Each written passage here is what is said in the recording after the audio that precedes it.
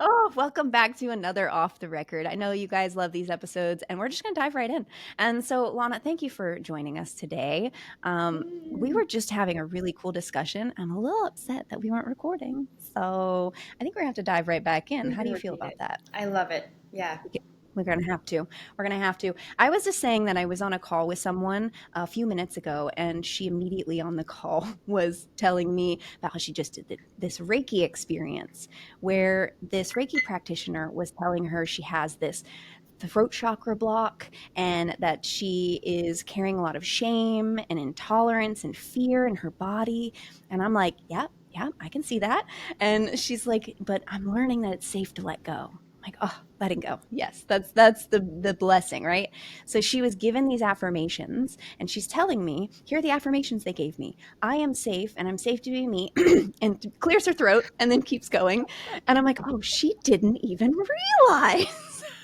Because here it is, like she literally is having a hard time just saying those words. Mm. Like, how many people think that they are something, and then the moment they go to say it, they have a hard time saying it?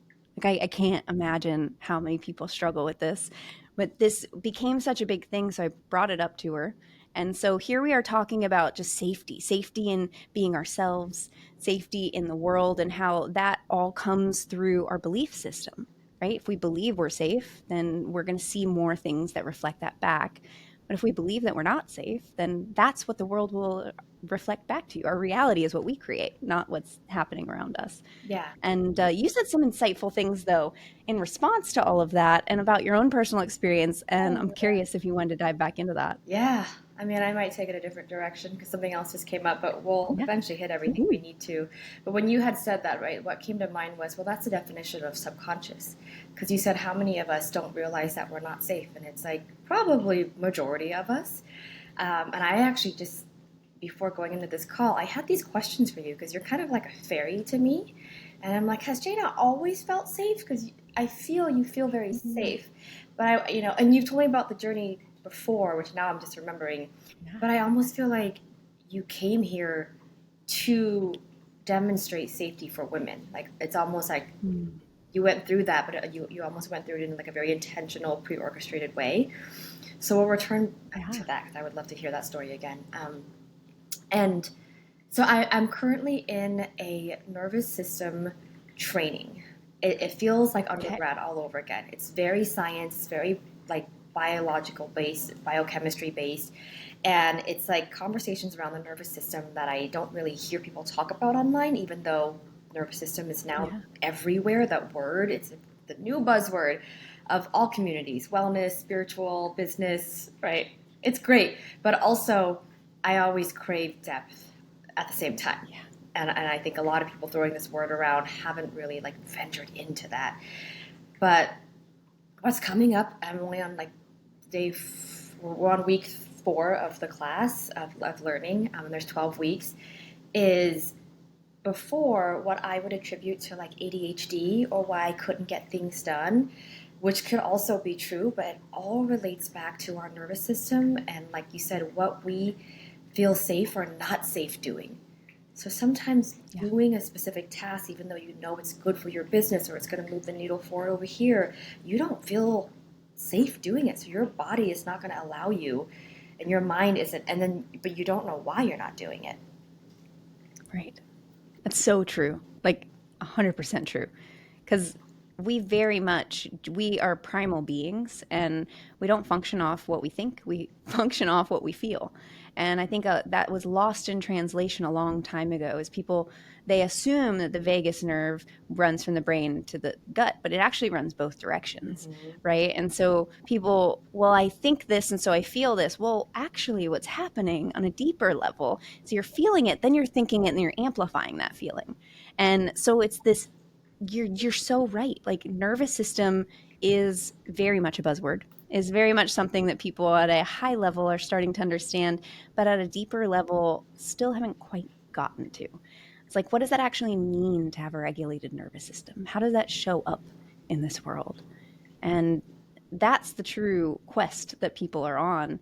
And I think that it's so amazing that we're able to bring this into different places, because now like CEOs are starting to do these things, and companies are bringing more people in for nervous system regulation. I think it's really fitting for where we are, because the world is starting to feel very unsafe to a lot of people, Yeah. right? The unconscious mind is seeing patterns from their past showing up in the government, showing up in school systems, showing up everywhere, Mm. and it's triggering people. Yeah. And because most of the world has not healed, it's turning into anger. And that anger is being projected onto everyone around them. And then it becomes just an angry fest of people just all upset and dysregulated. Yeah. And so, what do regulated leaders and regulated people do is that they see things, and even if they don't disagree with it, they don't necessarily get angry over it. They just move on. They Mm-hmm. just say, okay, that's Yeah. cool. Because a healed person recognizes that it doesn't impact them, and that they can choose, Yeah. right? Nervous system regulation is super, super important, especially if we're talking to people who create content, run businesses, or even just moms. Your children literally take on your nervous system. So if you are dysregulated, if you are amped up, if you are anxious, your child's just going to reflect that. So the tantrum isn't 100% their thing, it's also your energy. Like Yeah. it's pretty pretty intense stuff there. It is. And I was just going to bring that up is I think, like, speaking to the world, I see that from an observer standpoint of like all the anger and the blaming and just the finger pointing happen because like when you feel out of control, it's so easy to just point the finger at someone else and project that Yeah. onward. Um, the perspective I can speak to as far as why this is so important is a businesswoman and a Yeah. boss and a leader. And why I think it's so important now more than ever is because the way that I used to do it and the way that no longer works, I call it brute force. Brute force. God, I was so good at that. I mean, come hell or high water, I would make it happen. Like, I'm the Yeah. girl that ran a whole marathon last November without training when my nervous system was shut down. And my naturopath was like, don't do this as your doctor. I'm telling you, I don't recommend it. Like, don't do it. And I was like, Yeah. okay. And I did it. So brute force, it can work up to a certain point, and I think now more than ever, it's actually starting to work less and less because more people are like, first of all, either I'm not doing it, or number two, my body literally won't let me. I can't get out of bed. I can't focus for Yeah. more than 2 minutes. I can barely just like grasp what I need to do today, let alone tackle the things on my list. So we're being collectively forced to find a different, a truer, a better way to operate within our own Yeah. alignment. Um, Forcing it just doesn't work anymore.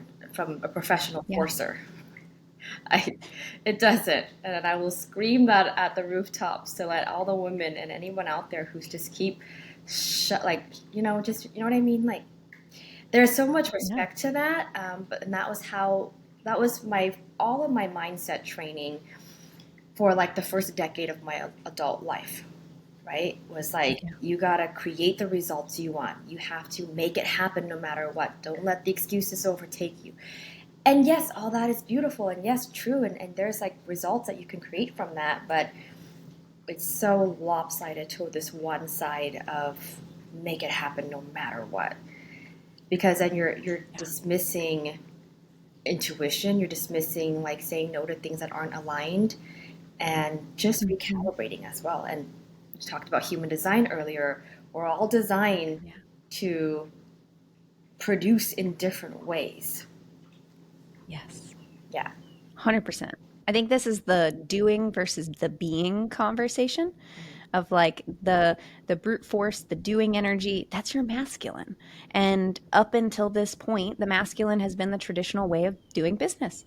Yeah. It is the get in and get it done and chase those clients and do the things and check off all the task lists and control the situation, control. Mm-hmm. That's worked in the past. Traditional business, that works well, but we are in a non-traditional world now. Yeah. And I think we are shifting energetically as a collective to more of the feminine, to more of that attraction, to more of the being energy.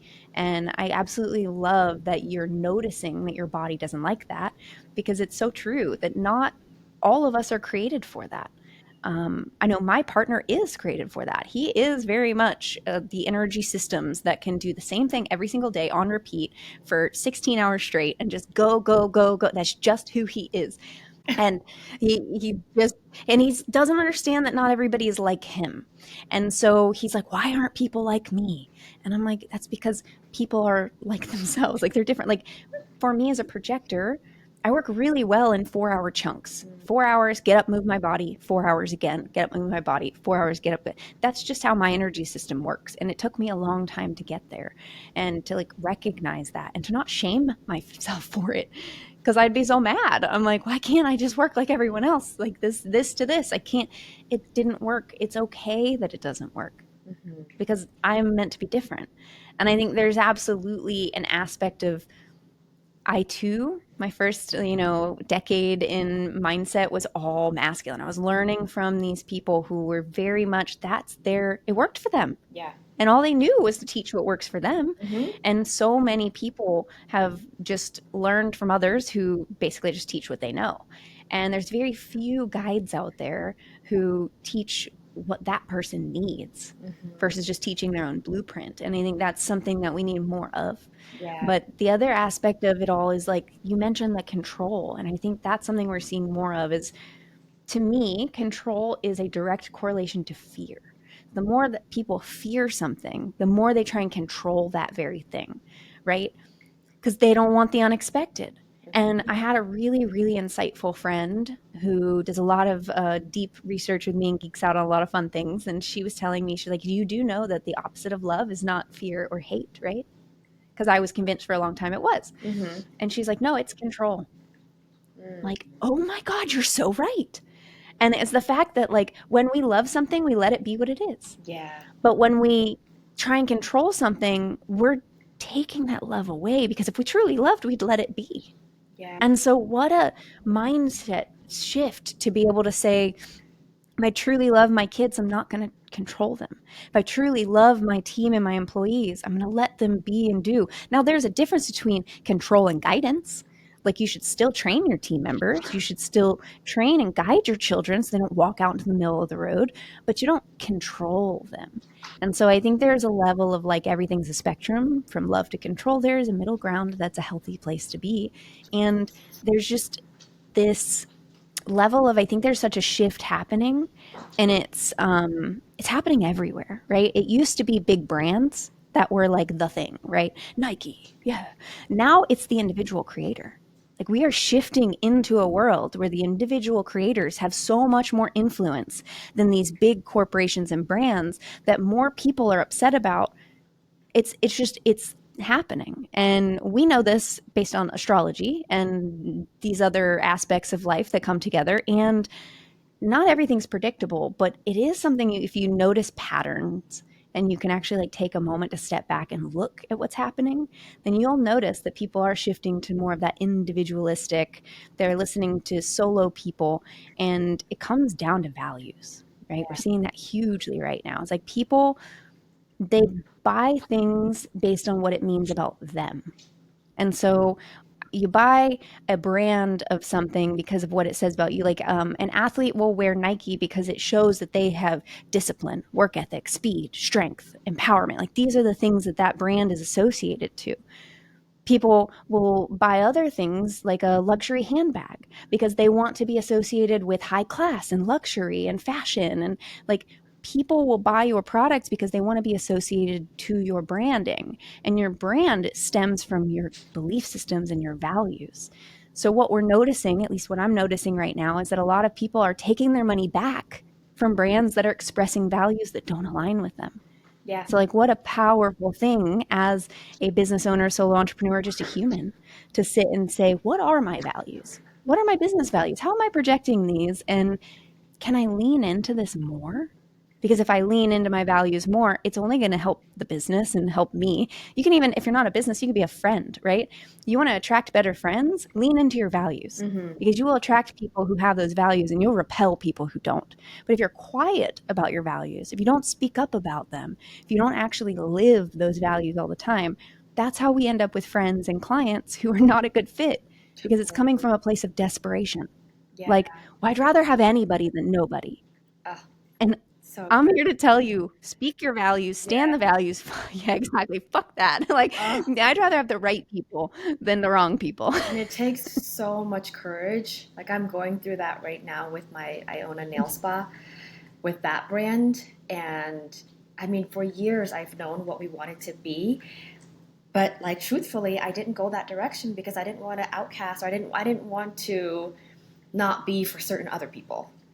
But what I'm Right. really seeing now, like just like you said, Jayna, is people are valuing uniqueness, individuality, and that's why like we're not Yeah. putting our money towards like big brands. Like I have no interest in supporting big brands, but an individual or a small company creator of a certain product or service that's really rooted in their identity, yes, all day long, right?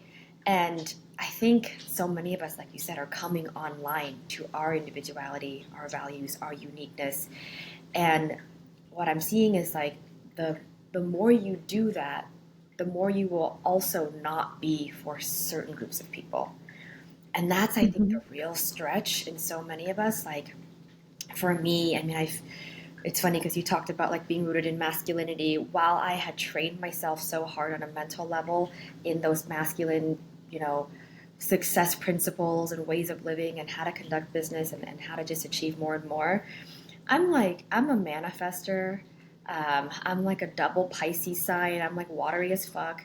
I'm like this flowy, watery person that had confined myself to this very masculine, rigid way of performing and just box. So it's interesting as I'm uncovering more of who I am. I mean, I also am a Leo rising, so the fire is real. It's just I had completely neglected and ignored like all of my watery and all of my feminine flow, and it's fascinating. But there's going to be polarity, and what I'm learning that I haven't super sharpened yet, the sort of in my own life and business that I'm excited to start doing, even though gosh, I say I'm excited, and when I go and do it, it's terrifying. It's that not being afraid of pissing off these people so that you can speak Mhm. more to these people. And that comes like you Yeah. mentioned friendships. I'm dealing with that in real time right now. Like I Yeah. can feel certain friends disapproval almost. Like I can almost feel it because like I'm not saying yes to this thing or I'm not responding to this group chat. It's like the gap is happening and I can feel that tension coming up. And before I would get uncomfortable and then I would go and close it. Oh hey, let's hang out again. But I didn't really want to. It's not that I don't like hanging out with them or it's not that I hated every moment of being with them, but it was more like I just knew I wanted a different, deeper kind of friendship that I didn't yet have. And I didn't have that over here, but I kept hanging out over here or going back to this. And it applies, like you said, to all things Yeah. friendships, relationships, I mean, and all the things. Like, it's just a really wild time to be alive as a regulated leader, as a light worker and a light being, also. Yeah. Yeah. It's I too. I feel like we have so much in common, and like we literally just met like a month and a half ago or so, I but we feel have like I so know you many way longer. similarities. It Yeah. does feel like it's been way longer than that. But I too recently went through allowing myself to let go of some friendships and connections that they weren't necessarily bad for me. It just was taking up space. And so what I'm finding is that we only have so much space. We know we only have so much space on our calendar, but we also only have so much space in ourselves and in our mind and in our ability to give energy because our energetic cups are not endless, right? Mm. They can be. We can develop skills and tools to do that, but we're all human. We come to an ending point where they say it's like you can only have about 150 people in your closest network at any given time. Understand we have social media now, but that's 150 people you actually know, That's a not lot. just an acquaintance online, right? That feels so small, but yet 150 is like it's like a city or a tribe back in the day. And so here's the thing is like if we have all 150 of those spots filled, even if we're not talking in the group chat or not going to the events, those spots are still filled, which means there's no room for new people to come in. There's no room for new, hi, Jayna, who are you? Like, there's no room for that because you've already got all the spots filled.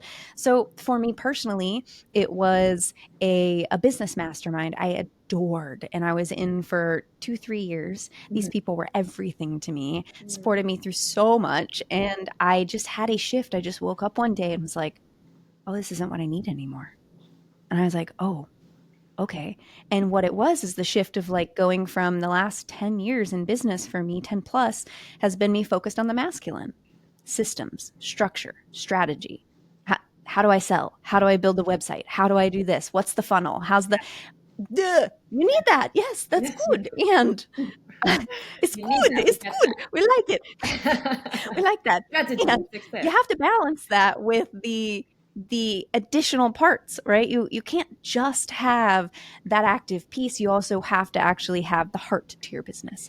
And so what I was finding is that the container that I was in was a highly masculine container and did not leave room for the feminine. And I was very much evolving into a more feminine based business where it's like, cool, I've done the masculine. I've set up the funnels. I have the websites. I know what my this, that, and the other are. I don't need the strategy talk anymore. In fact, it was really upsetting me with the strategy talk because I would sit here and try and go into the feminine talk of like, here's who I'm attracting, here's what I'm doing for this and that. And it's like, oh, but how many people have you talked to? How many have you sold? How many? And it just kept trying to pull me back into the masculine. And I was like, okay, I need to separate myself. Now, I'm still really good friends with every single person in that group, but I had to cut the Aka connection. I Mm-hmm. had to cut that energetic tie to the group, Yeah. which was really me breaking my own heart, going through my own heartbreak. But what it did was not but weeks, not even days later, I started meeting new people.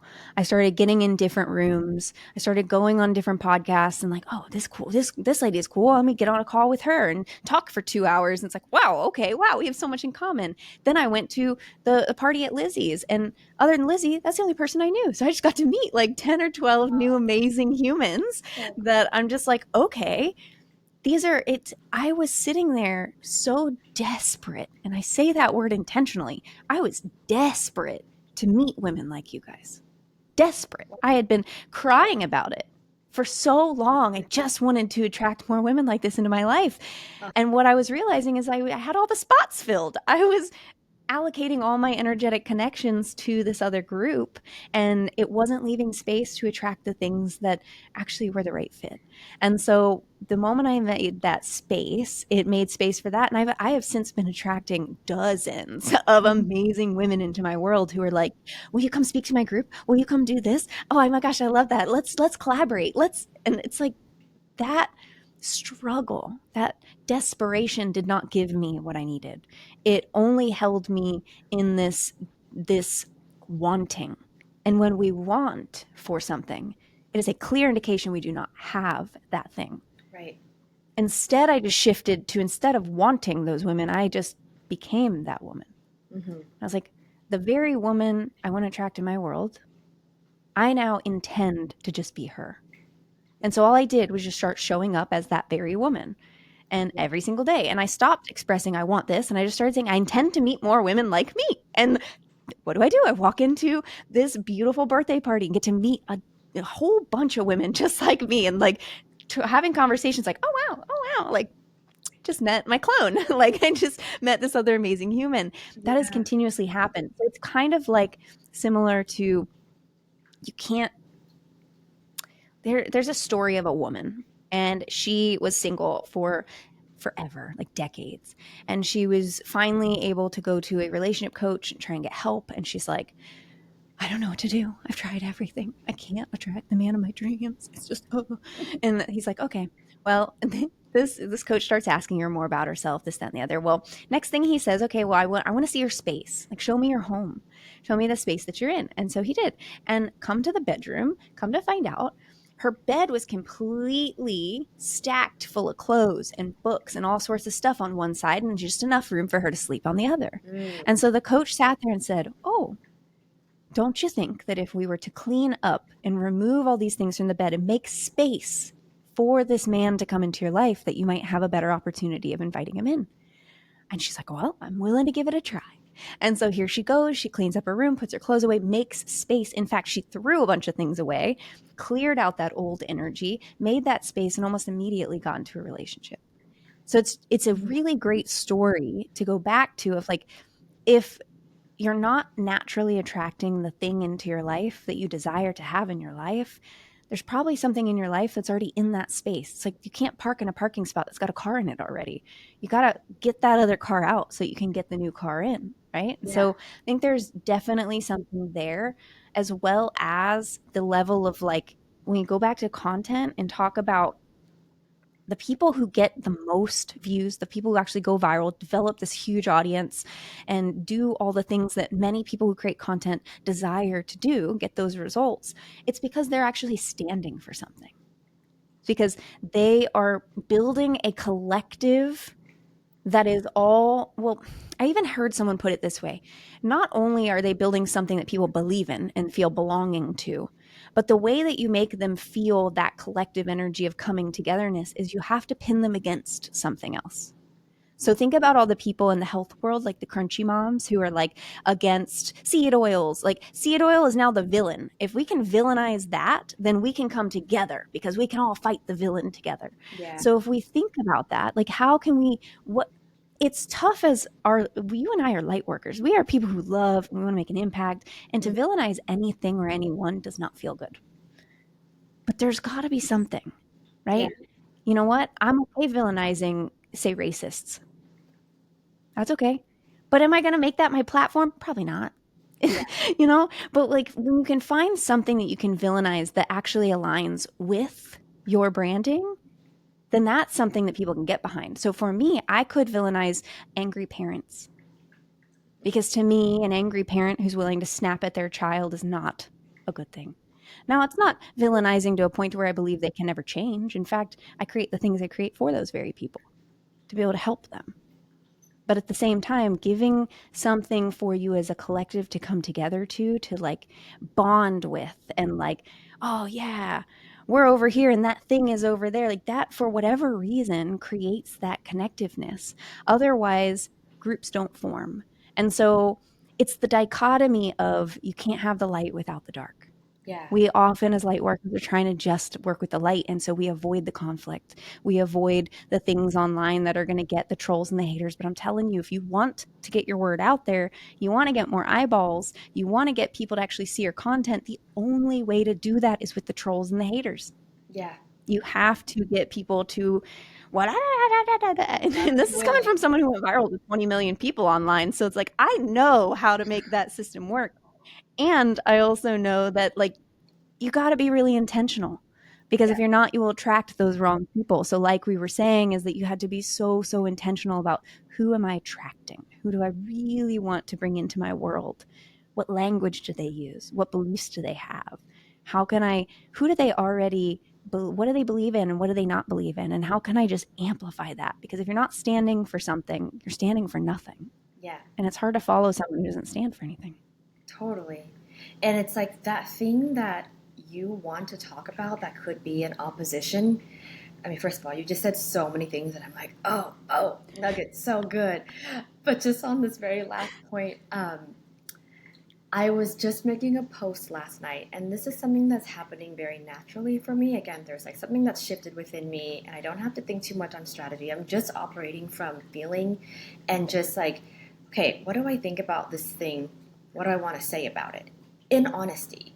So this came out of nowhere, but I was making a post last night, just like a carousel post on, it just dropped in, but it was like my thoughts on modern manifestation hacks, and that it is something I oppose. But then I was just sitting with myself, and the words almost just kind of flowed through. Like, why do I oppose this thing? So, for instance, I've been seeing a lot of these manifestation girlies talk about, like, pretend that you are a character in a video game. Have you heard that one? Okay. Not yet, no. Yeah, and so I'm it's just about like, to. okay, how do you manifest anything that you want in life? So just pretend that you're a character and you're in a video game, and you get to make all the choices for this character. Like you get to decide like what they want to, what they wear, what kind of handbags they have, what kind of house they live in, what kind of car they drive, the friends they have, the perfect relationship, and, like their perfect life, right? And just like every day pretend that you're this character in this video game.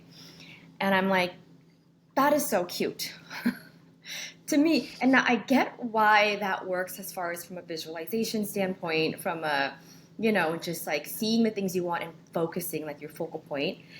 But as someone who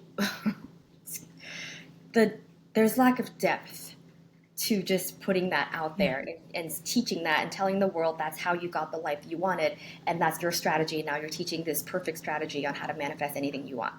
To me, it just doesn't land. So I was like, just all like the reasons why it didn't land, and I was going through it, and I'm like, I believe that like we are souls, cosmic beings with this like infinite scroll, your Akashic records of all the things that you've lived through as a soul being, as God experiencing itself in different forms. And gosh, there's like layers upon layers of your past, which is there really a past, right? Yep. But that makes up like what you are in this very moment in this realm. And when you came here, there's lessons, there's karmic things, there's everything that your deep soul wanted to experience and wanted to learn. And in the Kabbalah, they say correct. Then it's like every relationship and everything you meet is based off of like if certain events were to happen, you shift your vibration in a way where you meet a Jayna at a birthday party and then now you two connect, or you don't vibrate that way and you go through other lessons again repeatedly until you do.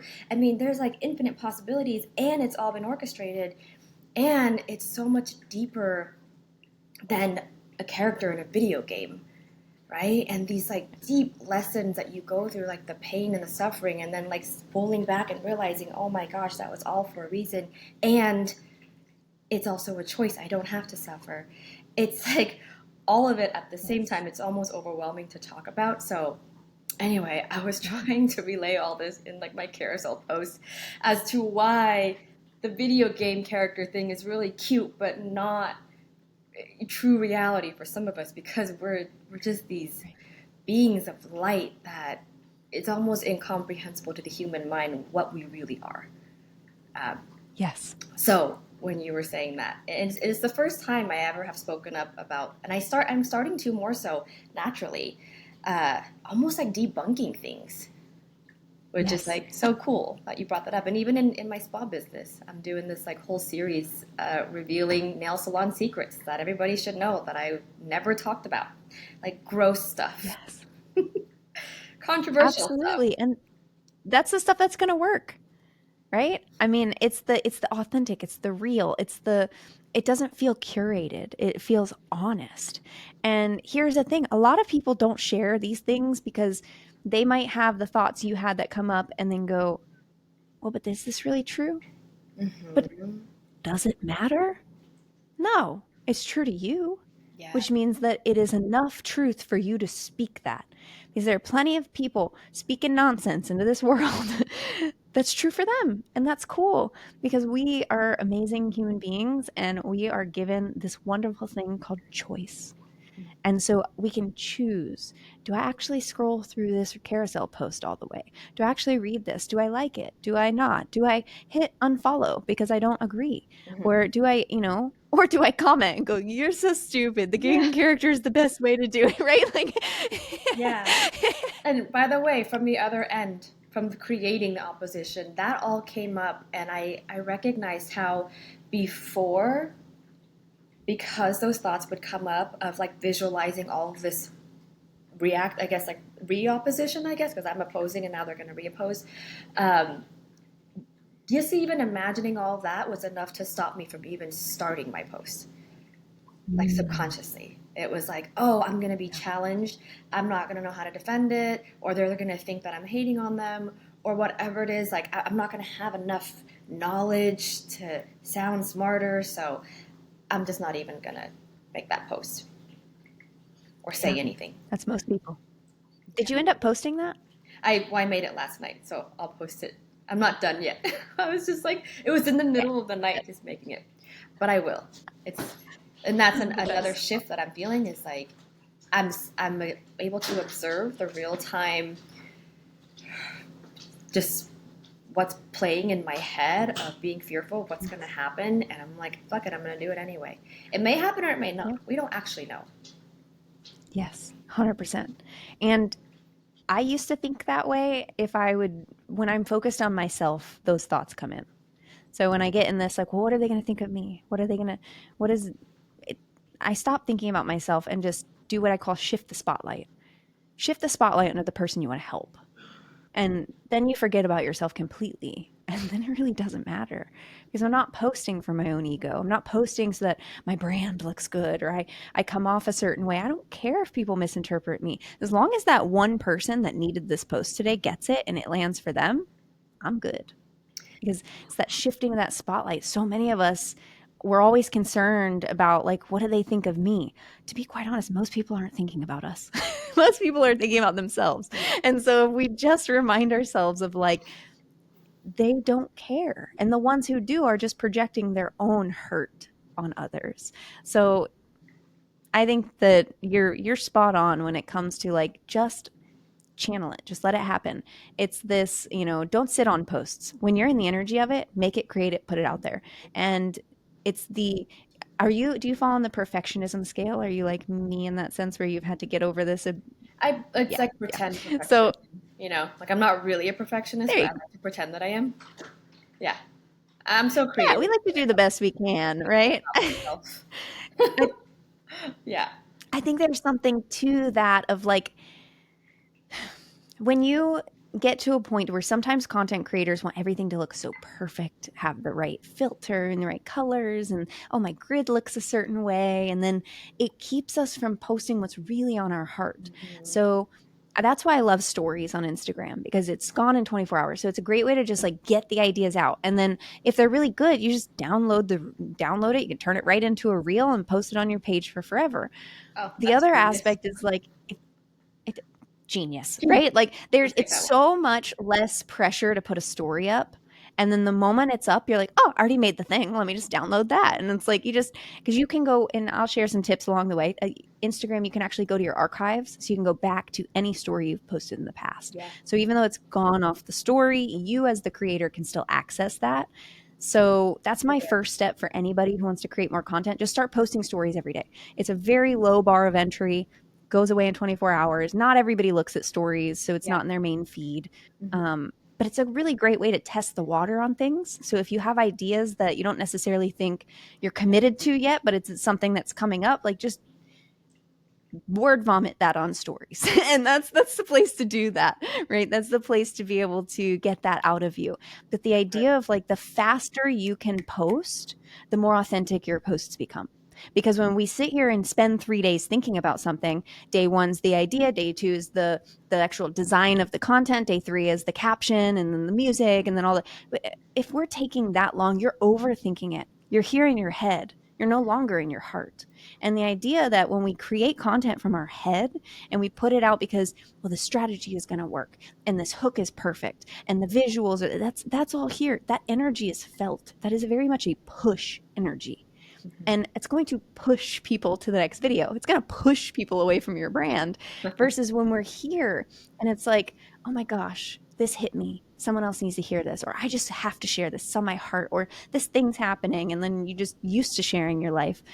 When you start getting to that point, things are easy. Things get so easy at that point because you're so comfortable with just sharing your ideas over and over and over that it becomes easy because now you are the brand. Yeah. Because the downside to what people do online is when you start to post things because, well, this one got more clicks, this one got more shares, this one got more likes. When you start to appease the algorithm, you Mhm. start to build an invisible cage around Yeah. yourself. You start to create content for what they want, Mhm. not what you are channeling. And if you're anything, well, if you're this far into this video, you are like Lana and I, and you are very much someone who's here to be an impact maker and shaker on this planet. And usually people like us want to connect heart to heart. And so being able to pull people into your videos is magic, man. I don't know if you've ever scrolled and it's just like, nope, nope, no. Ooh, what's this? And it's not that it, like, caught your attention visually. It's something about it you feel. That's Yeah. the energy of the post. And that energy comes through because it's like this person clearly just wanted to share, just wanted to connect, just wanted to Mhm. spread love. Those are the ones that are felt. But when you you know when you scroll to something, even if it doesn't say sponsored or ad at the bottom, you can tell someone's just trying to sell you something because Oh yeah, immediately it's about them. it's a pre-written It's script. like, You know, it's what about scripted. me? They're reading off the script. Yeah, it reminds me of this guy that went viral, the bread maker guy from New York who runs. It's the coolest account, and he's totally Yes. himself, and it's so unprofessional, and it's like just him being him, and he's an accountant by day. He loves making sourdough by night, and he loves running. And so his whole page is just about him making sourdough and going on runs, and it's like, and you just like want to follow this dude because he's just him online, and it's so refreshing. Yeah. Um, but I had a question that came up that I would love to riff with you about is Yeah. that piece that you mentioned that I know is true for me of when you feel it, record in that moment and just post it. I mean, that is literally like my genetic makeup and my blueprint as Mhm. this soul, this being, as a manifester. I just as myself, as a very like intuitive, in Yeah. the moment feeling kind of person. And I know this by the mountains worth of times that I have not acted on that. If I could show you the pages and pages of notes in my phone from years of writing it Yep. down, I would write it down. And Yep. it's literally you scroll, your finger will get tired scrolling. Um, but I wonder, do you think that I that's have this. I'm also guilty of this, by the way. we're so much alike too. When you had segue back to when we met at Lizzie's party, when you had brought up that you had been desperate for new friendships, I was like, her too, because I remember going to that party feeling that exact same way, and I'd felt that way for a long time. But when I met you, I was like, oh, look at this. I mean, I was like, look at this beautiful Swan. I really like your last name. And I was like, she's the kind of woman that I want in my circle, right? And I was just like, oh, that would be so cool. And so it's just amazing to hear like how you had felt because we've always forget how much alike we really are deep down inside, right? We walk around like everyone is judging us or, like you had said, they're not. Everybody's got their own thing. So I was in the exact same Yeah. spot, like quite exactly. This praying, desperate, but yeah. And so okay, so back to people and their lights, and the way that they operate. Do you think that it's like every human being, because we're all souls here on this planet, right? That Mhm. have those nudges and it's their prime time to act on those? Or do you think it's like certain people with a certain human design or a certain makeup? Do you think like some people Mhm. operate a little bit differently and that they have to like digress and plan and maybe sit with those nudges before they pick up the camera and record? This is like a curiosity that I have. Yeah, obviously, I'm not speaking from facts and figures and just my own intuition and thought. I think there are people that would convince themselves that they are the ones who need to be the planner. My intuition says that those gut hits are there for a reason, and that if when we follow them, that's exactly what we're supposed to be posting. So while energetic types exist and like that is a part of it, for example, my energetic type is to have an experience and share that experience. That's my ideal content. It does the best online. It's also what my human design tells me I should be doing. Mm, Some other people might be getting, say, you put your human design into ChatGPT like I did, and it'll tell you, you can ask it about, based on my human design, how should I be creating content online? Just ask it, and it'll tell you. hmm And it might say, you are an archetype that's meant to be teaching. And so maybe you should be teaching, or you are an archetype that should be this, that, or the other, and just ask it. I think that's a great way to find out more about yourself because obviously I don't know who's watching this video. And I think we all get gut hits. It's just that some of us are more kinesthetic. And so we're more able to tap in and feel that because we're more connected to our gut. While other people who are more visual or auditory or spend more time in their head, they might not actually be able to feel their body because many people numb themselves out. So, one of the things I'm asked so much because I deal with a lot of people who want to regulate their emotions, want to let go of these heavier emotions. And then they come to me and they say, Jayna, I have a hard time feeling emotions. Like I feel numb. Like I don't get angry, I don't get sad. And I did a very long episode. It's actually the number one podcast I have right now, and it's all about why that is. mm And what it is that when we experience extreme trauma, the two hemispheres of the brain split. And so your body picks one or the other. And so, whichever one at that time is going to protect you the most. Either you become highly emotional and cannot think logically, and then you're just a mess and you're crying and you're just a puddle on the floor, or you're the opposite. You go completely numb, you're all logic, and the logic is what protects you. And so, if that's the case with people, I would just highly recommend go and seek help for therapy in some way, shape, or form, whether it's a therapist, whether it's a more of a holistic matter, or whether it's a practitioner like myself. Work with someone to help heal that trauma, because then your brain can reintegrate and then you are able to actually express both the feelings and the logic at the same time. So that's a massive part of things there. But I really think that if people just listened to their gut hit, just took out the phone, hit record, and posted it, they'd do better. And I say that also reflecting, because I really took a second to breathe there for a second, because I'm thinking back to the 2 years that I was going viral on Instagram, and I had 20 million people see my content. Like, that's not something that just happens as a fluke. That was something where I learned the patterns. And one of the patterns I recognized was the more time I spent on a video, the less well the video did. So when I pulled out my phone, recorded it, very minimal words on there, and just posted it, it always did better than if Mm-hmm. I sat there and edited it for 30 minutes or an hour. I had some where it's like so many cuts and transitions and cool this, that. They flopped because it just didn't matter. It was the ones where I'm like, no makeup on, in the car, phone comes out, and you're just ranting on something. And like, those are the ones that go viral, because that's what's relatable. That's what people pop it up and they go, that's me. But the Yeah. moment you've got the lighting and, the studio and all the things, and the makeup and the hair, you look too perfect that now you're not relatable. Mm-hmm. And so it just depends, I think, on the intention. Because if someone's intention is to curate a page where it's a highly educational, super credible, all about teaching, like nurse practitioners, stuff like that, you're going to need to plan that out, right? You're going to need to have a little more system structure to that. If the idea is to connect to the masses and just be yourself online, no, don't plan it. Document versus create. That's a Gary Vee thing all the time. Document your life versus creating things. So much easier. But if the intention is to sell, get them to go to your business, to actually go to your nail salon, you're going to need both. You're going to need a combination of the two. You need to be able to plan enough that there's structure, but loose structure, so that you can just be wild and free, and add that feminine touch in. So I think there's three ways to do business, or not business, to do social media: either highly planned, or kind of that middle ground, or like totally unplanned and just be yourself. All of them work. It Yeah. just depends on what your intention is. Like, what are you guiding that person to or through? You just want them to laugh for the day, just post a funny video. If you want them to actually like take steps to follow your business funnel, you're going to need to plan some of the call to actions out a little bit.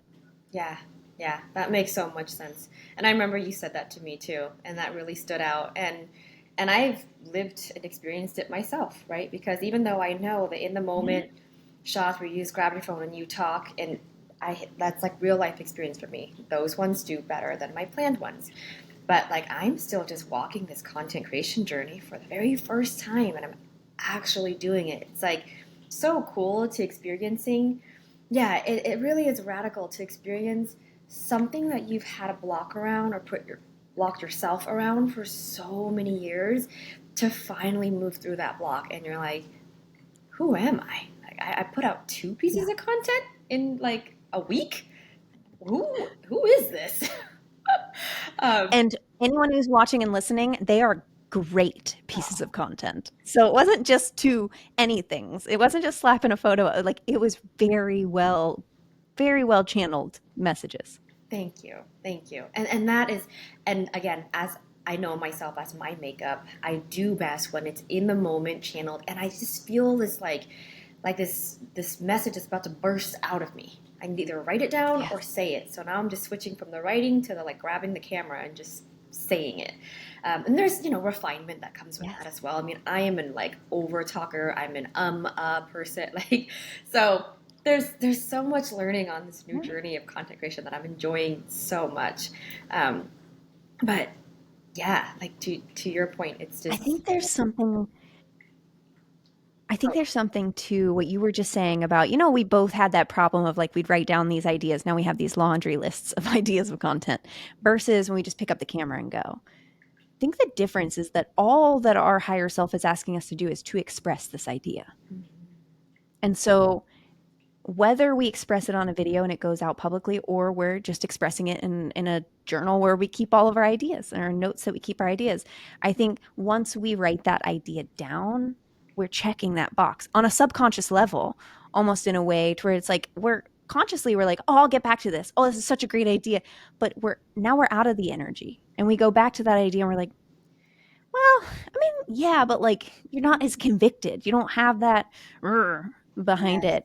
Yes. And I think there's just something there to like, don't just write it down because that is actually taking an action, which is a good thing. And except for the fact that we want to express this in a public place. So if you're going to write it down, I'm going to encourage you to write it down and put it on threads. Mhm. Like, Spit it just out. if it's Yeah. if it doesn't become a carousel, put it somewhere. Somewhere, yes, because we are here to express. We're here to experience ourselves through our own expression and each other.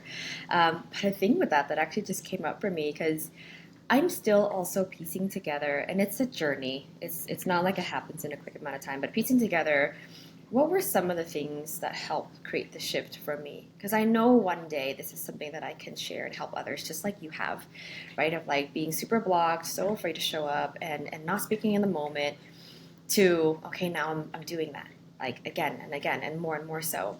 But it brought up the nervous system conversation. And I just learned it from Mm-hmm. our last class that I was in with this training that I'm in, is like when you are dysregulated, you have the thought and you have the idea, but again, there's, like you said before, there's no safety. Like you're so terrified, or you're not consciously sometimes. Sometimes it's conscious. Sometimes you're like viscerally shaking and Mm-hmm. you're like, I can't do it. I can't shake it, right? Or I can't post it. But other times, like for me, many times it was like a subconscious, but like physical stop block. Like you're not going to do that. Yeah. And it would look like, oh, I'll go back to it later. And you're absolutely spot on. The energy is not quite there. I mean, you can still put it out there if you don't get it in the moment, but man, there is some kind of magic when it's in the moment and you just create in that moment.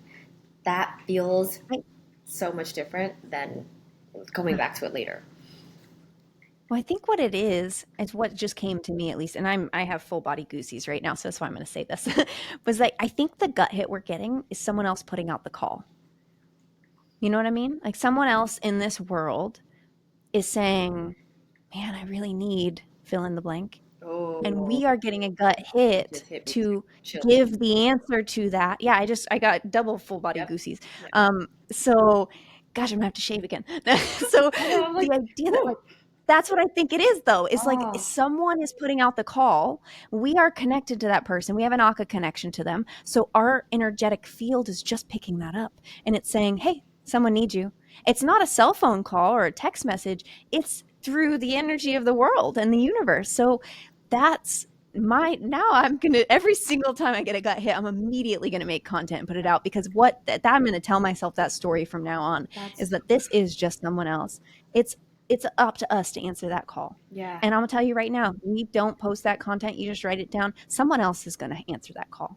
And someone else is gonna create that content. And you're gonna be scrolling the next day and you're like, oh, I was gonna say the same thing. Mm-hmm. And so I think that's what it is. Yeah. And so let's follow those gut hits and let's fulfill those messages that are being requested from the universe. Oh, that is so good and powerful. We both were just like, whew, my whole body was tingling for like a solid 20 seconds. Yeah. And it's almost like somebody in this, like, the desperation that we both talked about feeling for friendships or for whatever it is, whatever that Yes. pain you just felt to say this one thing, someone is like desperate to hear that thing from you. And it can Yes. create this shift in them. And Yeah. that's also what I got. That's beautiful. That is an awesome one. I'm really going to use that. That's Yeah. so I know true. I get gut hits for content and often I'll put it out and there's almost always someone who will DM me and say, I really needed to see this today. And I think that that's because I listened to the gut hit. It was for them. And then I'm like, oh, cool. Okay. Because, like, one of the things I give myself is every single day, I'm looking for one person to impact, Mm-hmm. right? Every single day, there's one person. And so I'll do something or have a conversation. To me, it feels like nothing. But to the other person, it's everything. And they'll say the very words I'm looking for. I really needed to hear that. Mm-hmm. And those words, I literally look back at every single person who says that to me and go, oh, you're my one. Mm. And they're like, what? I'm like, you're the one person today. I'm looking to impact one person a day. You're my one. And it's like, I don't ever know who that's going to be. Sometimes I don't even know that I actually got one, because the internet is an amazing place that we get to post things that get seen every single day, even though we posted it years ago. I was gonna So say, yeah, I it just doesn't have to really, be instantaneous. right. Yes, it could be all the time. I mean, it's yeah, our everything lives there. That's another piece that people don't understand as a content creator, is that we can't judge the value of that content based on the next 2 hours or even 2 days or even 2 weeks. You got to give it years, Mm-hmm. because that content lives there evergreen. And especially if it's things like YouTube, I mean, different channels are different ways. We all know this. And there is this aspect of like, it might not be for people now, but it's there for us to channel now. And the moment it's there, now it lives there forever. So the moment it's for someone else, they can just go in and get it, listen to it. It's kind of like I've had certain books that I like got or and I took in. I have a book that I got from a girlfriend maybe 4 years ago. I saw it on her shelf at her house and said, hey, can I borrow this? And it's called The Female Brain. And so I started to read this book and I was like, oh my God, this is so good. Mm. And it's like so applicable to things I'm experiencing right now and things I needed right now. And I'm sitting here like, I have literally had this book on my shelf staring at me for years. Yeah. But it wasn't until just now I was called to it. Mm-hmm. And so I was called to it and I picked it up and I'm reading it and I'm learning these things. And many of these things are things that I'm actually preparing for a TEDx next year. And so some of these things are going to be incorporated in that. And had I read this book 4 years ago, it probably would have been so outside of my consciousness that it would not have integrated into this talk. But right now it's so fresh Yeah. on the top of my mind. And it's that idea that like the universal timing is so perfect. So just because you make the video today doesn't mean that the world needs the video today, Yeah. right? There's always potential. Just put it out there, plant the seed, and let it bloom whenever it's time to bloom for those people that are ready to come by and sniff that flower. But we can't force it, because if you try and just keep watering and watering and watering, you're just going to drown it out and it'll never grow, So right? good. So, Yeah. And that goes back to what you had brought up. The opposite of love is control, you said, right? So it's like control. And yeah. control, what does that look like when it comes to content creation? Well, for me, I mean, I was guilty of this, and I'll probably still do it here and there again because we're human. We have our human characteristics. But it was like, yeah, you're putting it out there, now you're watching it like a hawk. Yes. Who's gonna like it? Who's gonna comment? Like, what do people think of this? What do people think of this? What do people think of this? And and you're trying to control what it's supposed to do, and that's not our job, right? Mhm. That's the creator's job. It's like your assignment is to just do the thing and put it out. We didn't say you have to control what happens to it. That's you trying to control Yeah. it. Yeah. And also, when we control things, we don't leave room for those magical little moments to come in. You know, I heard a story a while back and it totally shifted my idea on metrics around social media. And it was this story this young man told about how he started posting on YouTube. He'd post these videos and they would only get like 10 to 12 views. That Mm-hmm. was it, consistently, like 10 or 12 views. And most people getting 10 or 12 views would just stop making videos altogether.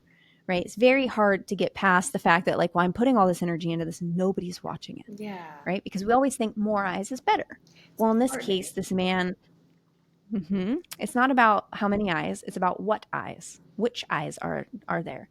So he continues to tell his story about how he was posting these videos, and then one day he gets a call, and he gets a call from Oprah's manager.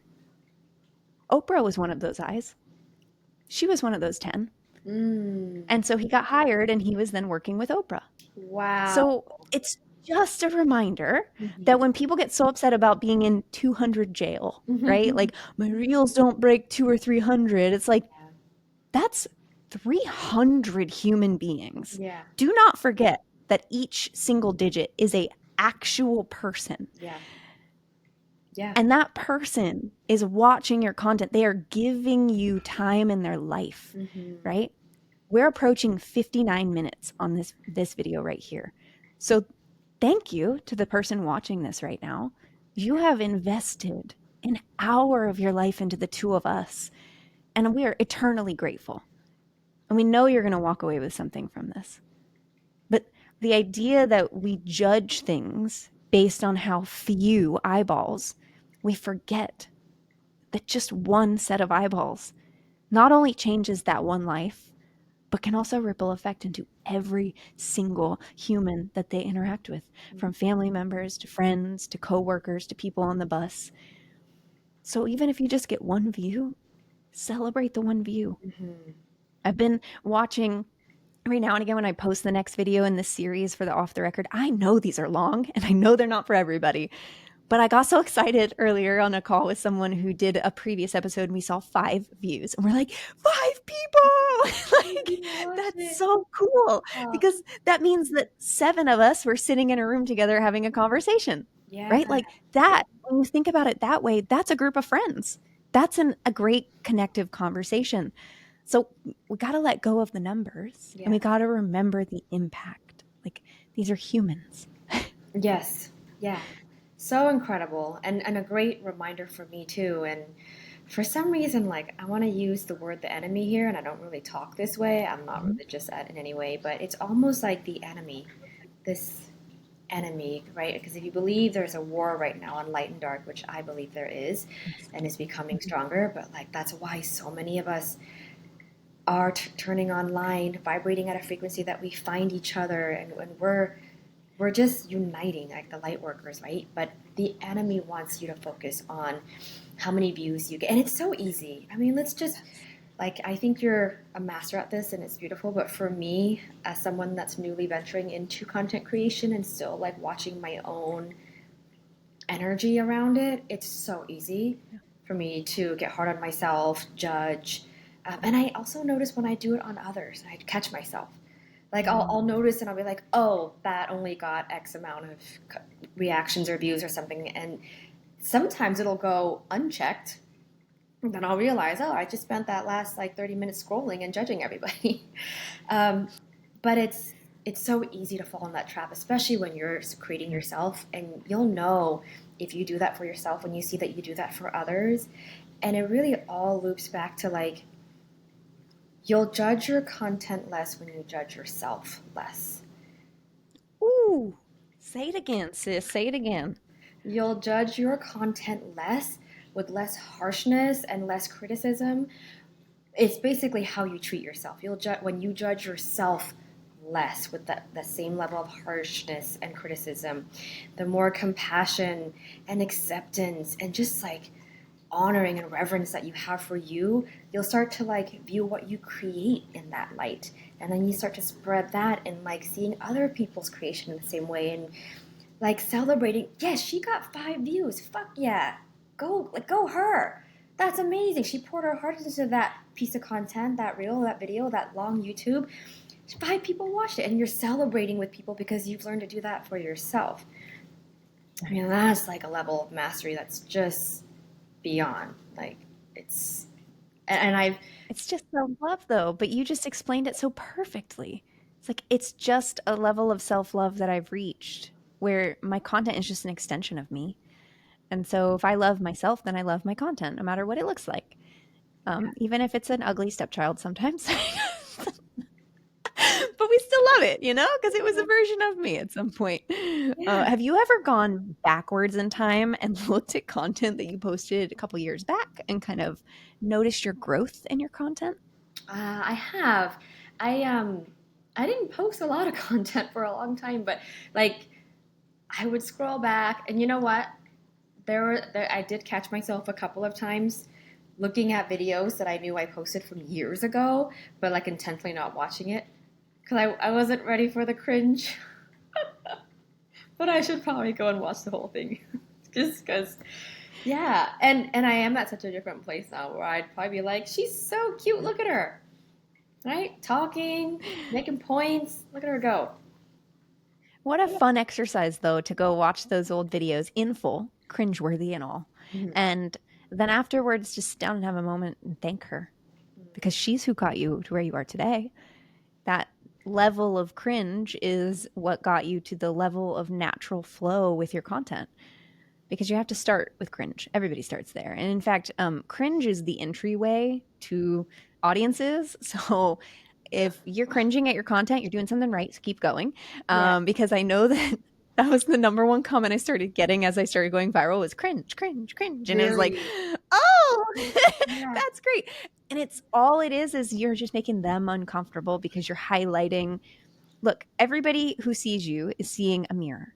You're either reflecting back to them who you could have been, like who they could have been if they had continued down the path and done the work. And so they get triggered by you because they're like, well, F you for blah, blah, blah, blah, blah. And it's just them mad at themselves. Yeah. Or they see you and they see who they can become if they continue to grow and do the work. And then they absolutely adore you. Mm-hmm. Or you just meet people and they're neutral and they just see right through you and you're invisible because they themselves feel invisible. So Mm. they're projecting that onto everyone else. So it's one of those three, right? You're either hated by someone because you're showing them what they could have been, you're loved by someone because you're showing them what they can become, Mm-hmm. or you're neutral because they're invisible themselves. And I think once I finally recognized that, as well as pairing that with my human design telling me that my entire purpose on this planet is to activate people, basically to piss them off, to let them know where they can grow.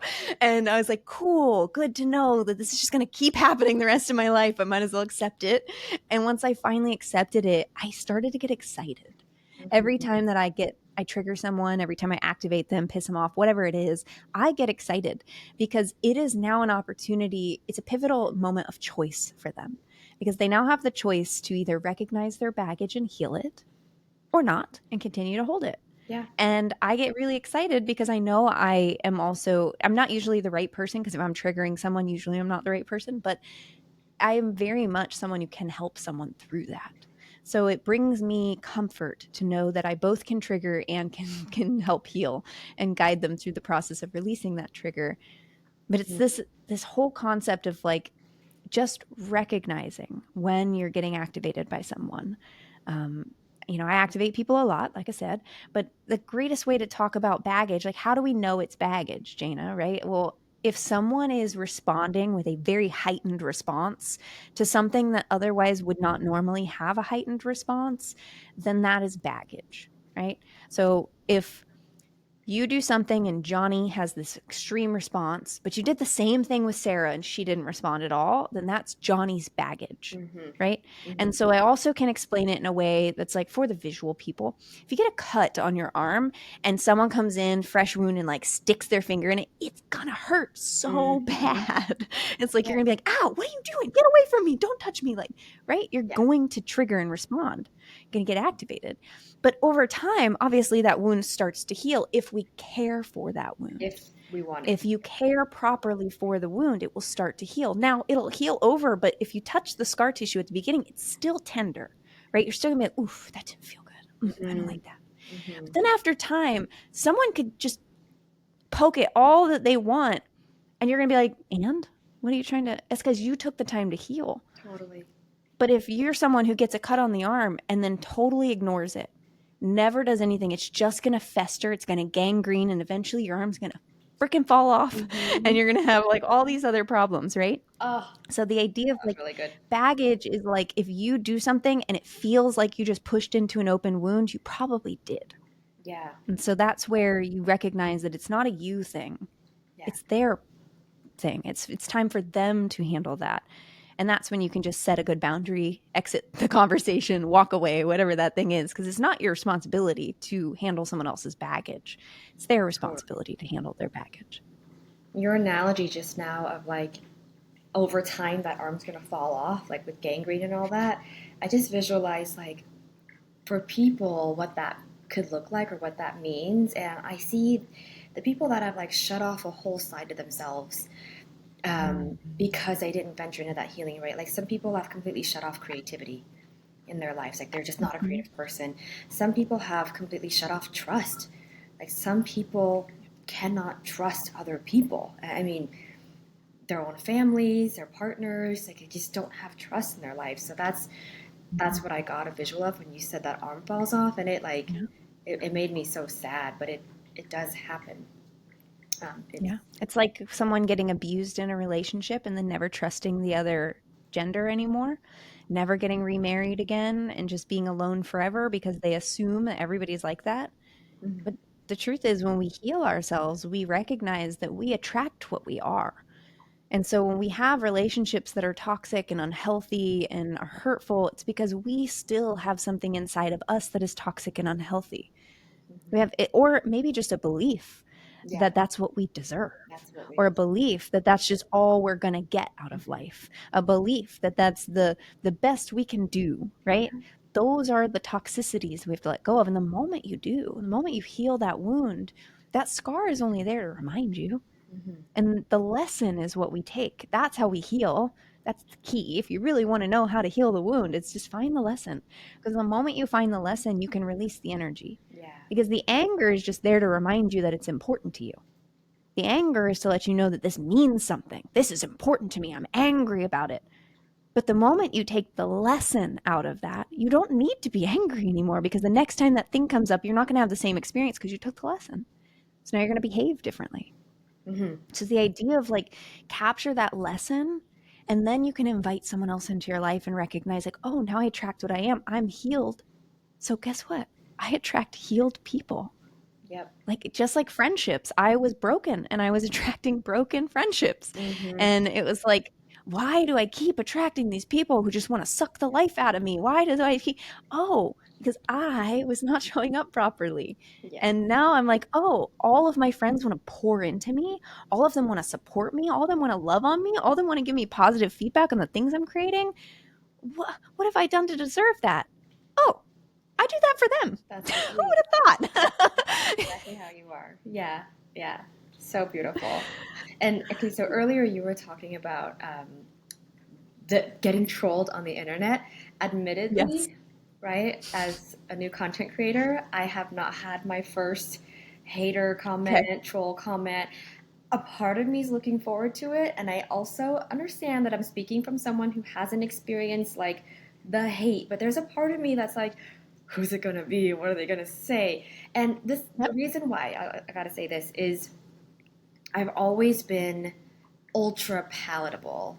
And like towards the first part of the conversation when you had talked up like where like something happens in your life and you decide to either like upregulate, downregulate, or you go one way or the other, either you overreact or you become numb. I went the numb Yeah. direction. I masked it and Yes. disguised it as I'm just the coolest girl. Like I'm just so chill. I'm the chillest being and people around would reflect that back to me like, Lana, you go with the flow, you're so cool, chill. Yeah, I don't really care, I'll do whatever. And a part of me is that, but like I overly leaned on that, so I never ruffled feathers. I never got into like, I mean, I don't have a lot of friends. I've never really gotten into big arguments with friends or anything like that. I've always just been even keel and so cool. Yeah. And something that happened in my business a couple years ago, I think it was just like the universe giving me like this jolt to break me out of Okay. this numb, what is that word called? Trance that I was in. Yes. And like even to this day, I can't cry. Like I'm working on that. I love to cry, but it's really hard for me to cry. Okay. Um, is I experienced, I guess what you could call like a true evil eye occurrences and energies around me within my business. And it's been going on for years, but then I realized like, oh, there are people very close to me that actually do not like me and like can have some ill intentions and like things came to surface. So that was my first experience of like actively dealing with people that don't like me. Whereas here my whole life, right, I've had this identity of like I'm the cool girl so everybody likes me. And the universe was just Yeah. like, no, you're not. And you keep pretending, so we're just going to bring it to you in a different way. Here you go. Yeah. And it, man, was just such a tough pill to swallow, but it made me say, fuck this. I don't know. I've been cussing on here. Is that Mhm. okay? Okay, It's okay. I Totally figured fine. so. It I made don't me care. just say like, I'm not looking to monetize anything, so say what you want. so fuck it. It made me say, fuck this. If I've spent my whole life trying to be palatable and likable and just appeasing to people and literally catering to them, and they're still Mhm. talking shit about me and they're still plotting my demise and they're still like doing all these things behind my back, it just Yeah. ignited this fire inside of me that I'd Yes. never experienced before. And we're still just learning what all that is, baby. It's still like, okay. So I have this little excitement and I could be talking out of my ass because I could like, get this first hater comment and be like, oh no, Jada. I think the part of it that's really overwhelming, it's not when you get one. Mm. One hater's easy. I mean, that's easy. It's when you have hundreds of Oh. people who are saying the same things. And then you start to question and go, maybe I am. Because Mm. if you're not strong enough here and you have enough people telling you who you are, you may slip into believing it. And I had a lot of people tell me who I was, and they were very wrong. And I had to remind myself that in the grand scheme of things, they were judging me off an 8-second video. Hmm. That's not even 0.0000000000000000009% of my life. Yeah. They have zero context. They have 8 seconds of me, and they're making an entire judgment on who I am as a human being on 8 seconds. Mm. You have to remind yourself they don't have all of the context. They don't know your history. They have no idea what you have overcome. They don't know where you came from. If people were to look at my life today, they would probably assume I had a very easy upbringing. They would be wrong. They would be wrong. I have done a lot of things to get to where I am today, and those assumptions are because when we don't give them enough information, because we only gave them 8 seconds in that case, right? When we don't give them enough information, the mind naturally fills in the gaps. And so it's a pattern recognition system. So it's like, well, I've seen this before because Sarah and Susie and Jeline were all this same way in high school. And so that means that Jayna posted something and said the same 4 keywords as these women in high school. So she must also be XYZ, etc. Hmm. The idea that like people, they're also mostly projecting. And Yeah. so we have to really remind ourselves of that. But here's what we want to know. I'm actually going to give you the biggest tip I got from, I learned this on my own with trolls, was that I used to, so at first I didn't address them at all. I just let them post. And then I thought about, well, what if I delete the comments? I was like, well, no, you want the engagement. You want to, and I don't want to be that person that's deleting comments because that looks bad as well. Hmm. And so I was like, no, I'm just going to leave them there. And then I had friends who were like, don't, no, you need to stand up for yourself. And so I had friends in the comments who were like, rah, rah, rah, rah, rah, Yeah. rah, rah. And I'd like come to like 60 comments of back and forth between them. I'm like, what are you doing? I messaged her. She's autistic. Like she doesn't understand. Like stop yelling. And I'm like, I so mean, I get that because I've seen people just say things that just makes you want to react, especially if it's about someone that you love and you care about. And you're like, yes, hey, yes, like you back off my friend. yes. Well, of course, and in this case, it was a very touchy subject, and Mm. it was a whole thing. But I essentially messaged the girl and said, I'm sorry I offended you with my content. I'd like to explain myself so that it doesn't leave bad blood because I didn't, I care. And so she was like, oh, I understand. I'm autistic. I did not have the context clues. So it came off to me as this. And I was like, oh my gosh, I'm so sorry that you have to navigate the world with this. I will be more conscious in my content. Now, I don't change the way I post, but I have an awareness that Hmm. we have a large number of people on this planet who are not coming to the video with the same knowledge and experience that I have, Right. right? They're coming to it with their own. And a lot of times, you and I talk about very high level things when it comes to spirituality, energy work, right? Most people think we're woo woo. They think we're nutsos. We need to be in straitjackets. Like they're like, what do you mean you put water out in the moonlight? Like what the? And it's like, okay, cool. Like I know I do weird stuff, but like it's all backed up by science. But they have not read Yeah. the same studies. They have not read. I've read Einstein's work. Like when you can understand it at that depth, we like depth. We are not normal. No. We are not normal at all. Most people, surface level, same thing every day, Groundhog's Day. They stopped learning in high school. however many years ago that was, right? Like, so give grace. But Yeah. here's the thing is like when I did start replying to those comments, it first was fiery. I was like fighting fire with fire. And I Mm, learned that very quickly when you fight fire with fire, everybody gets burned. mm, And that's not okay. Right. And so I was like, okay, that's not working. So then I started to change my approach and I started to fight fire with love. And I learned that when you fight fire with love, you can convert someone to become a super follower. And so I would take people who would come and they'd say the most crude and rude things to me. And I would just send them back, man, it sounds like you had a really tough day today. I hope that whatever it is that you're experiencing, you can get through. I hope that you're okay. And if you ever need anything, I'm here for you. Like, I don't address the hate, I address the fact where it's stemming from is their own pain. And so, what I would almost always get is a message back in the DMs the next day.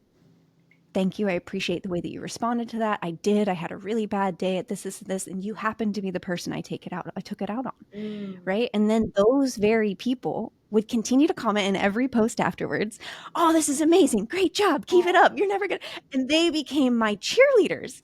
So meet people with love because not all haters are actually haters. They're just people that are broken and hurting. yeah. They're actually the people we want to reach. So They're good. the people we're seeking to reach because I don't want to reach someone who's already at our level, right? I mean, that's great and all, and I can continue to help you grow.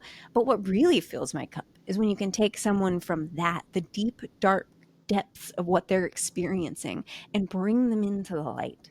Mm. It's a very hard journey, but with a little bit of love, it can do it. So that was my biggest takeaway when it came to trolls. Yeah, Such gold. it's That is huge. gold on so many levels. Like if somebody's still watching with us here, or if they fast forward this part right here, thank you so much, Jayna. Like I got this vision. So the word that came to mind was PhD, because like Mm-hmm. that's like when you said like imagine hundreds of comments, and I was like mastery. I was like she's ready for Yes. mastery level of Yes. learning to how to relate with herself and then therefore with others. And that's Yes. like when the universe gives you, you're ready for that. Like just this visual that I had right now. I'm like, okay, so when you have like pre-K and elementary school, it's like, oh, okay, you post content, maybe like people you know don't engage or Yes. something like and you realize that they don't, and that's like that level, and then you move up and you have like middle school and high school, and then when you're just flooded with people saying the same comments that don't feel good, Yeah. hundreds of them, that to me that's like PhD level. But then graduating is, I think, how you handled it, Yeah. and just experiencing that when you come and treat them like a human being with compassion and love, they like melt and they soften and then they turn into this, yeah, then they become for you because you Yeah. treated them like a human, and you connected with them and saw them instead of firing back. I Yeah. think of People just want to be. Go ahead. What do you think of? my staff at work. It's like Mm. whenever I notice behaviors that I'm like, I don't like, or that's really strange, certain ways I would treat it in the past is I wouldn't say anything and I would let it keep happening. But then the more that happens, the more there's tension. So the more I'm blaming them. Mhm. And all that's needed is a coming together for a conversation. And sometimes it doesn't even need like this resolution, it just needs to be like talked about. Whether Yep. you resolve or talk about it, if you do it with like an open heart and authenticity, all of a sudden after that conversation or that meeting, they come back and they're this angel. They're just doing everything they're Mhm. supposed to. They're doing perfect. Like it's just that's what it also reminds me of. It's like once they just feel seen Yeah. and heard, their whole behavior changes. Yeah. That's exactly it. I was just going to say people just want to be seen, heard, and loved. That's it. And I think that's what it is. And so it's funny, I'm actually in the process of coining a new term and I've been trying not to talk about it too much before I can get it trademarked. But you know what? I'm putting the content out there, so it's out there. But I'm working on coining social media PTSD. And Mm, what that stands for to me is P for perversion, T for trolls, S for slander, and D for death threats. Because those are the things that I experienced wow.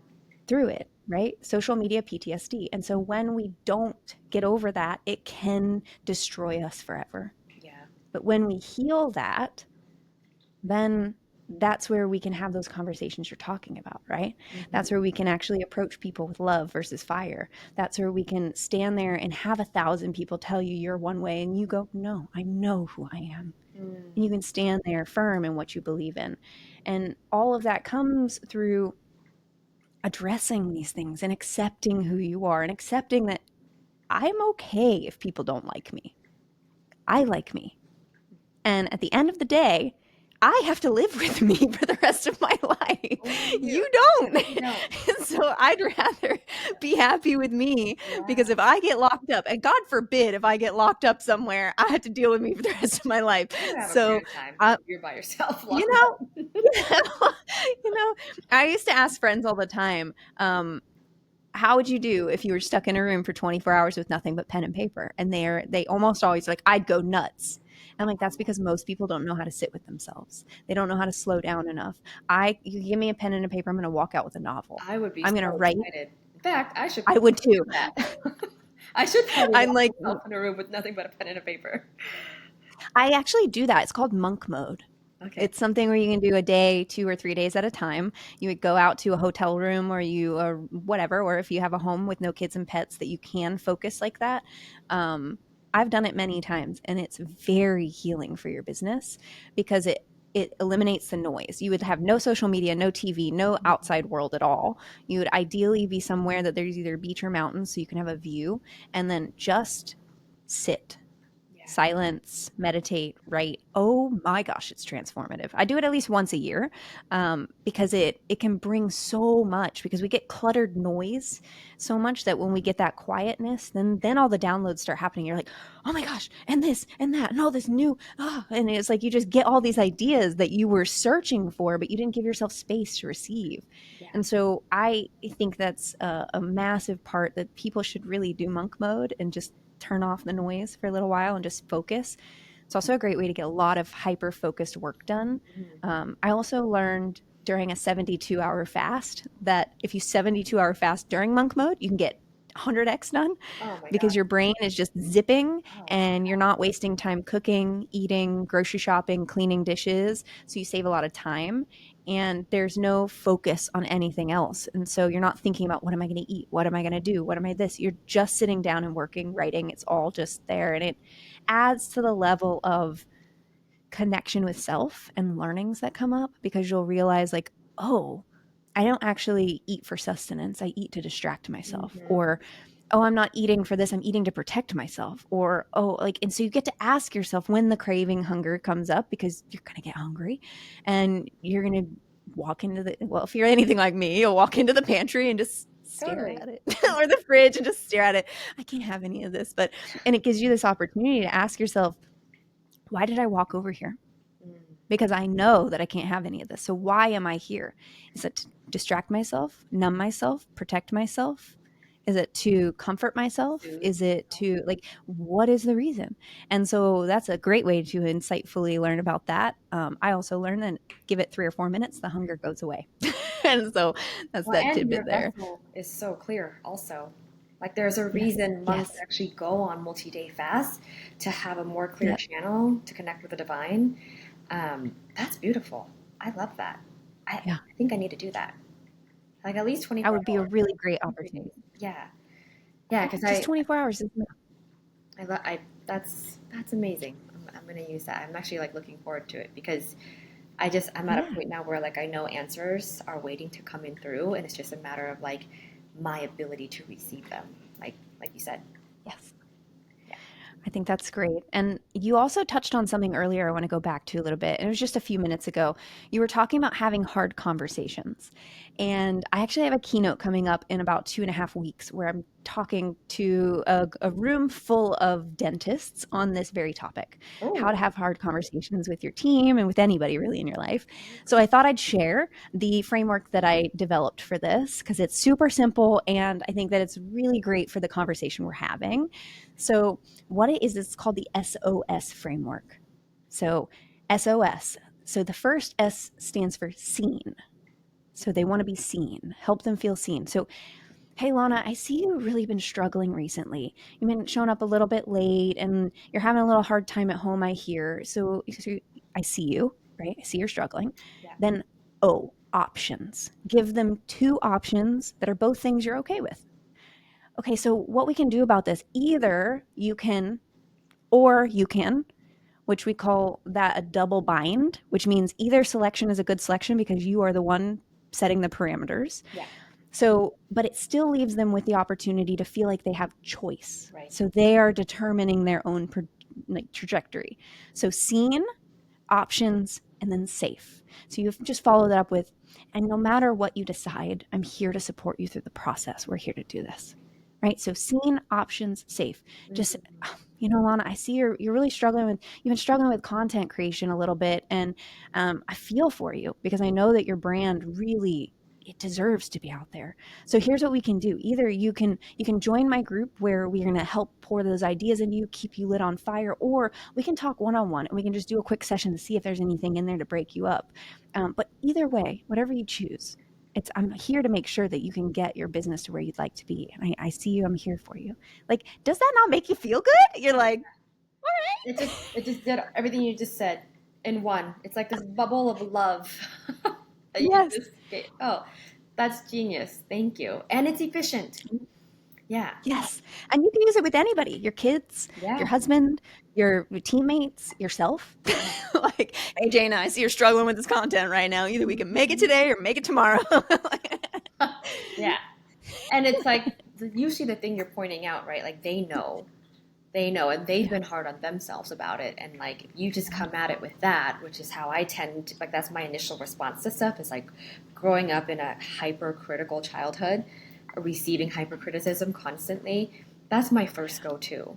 And that's what I've Mm. seen when I observe others having to correct something or if they're falling short of something. Even with, like with my own partner, with my staff, I see that I just want to go in there and be like, what are you doing? Right? Like, you're not supposed to be doing this. Yeah. And there have been times where I've done that, and it causes more friction. Now they're defending, and it's like they don't Mhm. even want to do that. They know what you're talking about, but now you've just put them in a position where they feel like they have to defend because of their own whatever experience with being criticized, right? So your method also Yeah. gold. So much gold spewed out on this call. Yeah, incredible.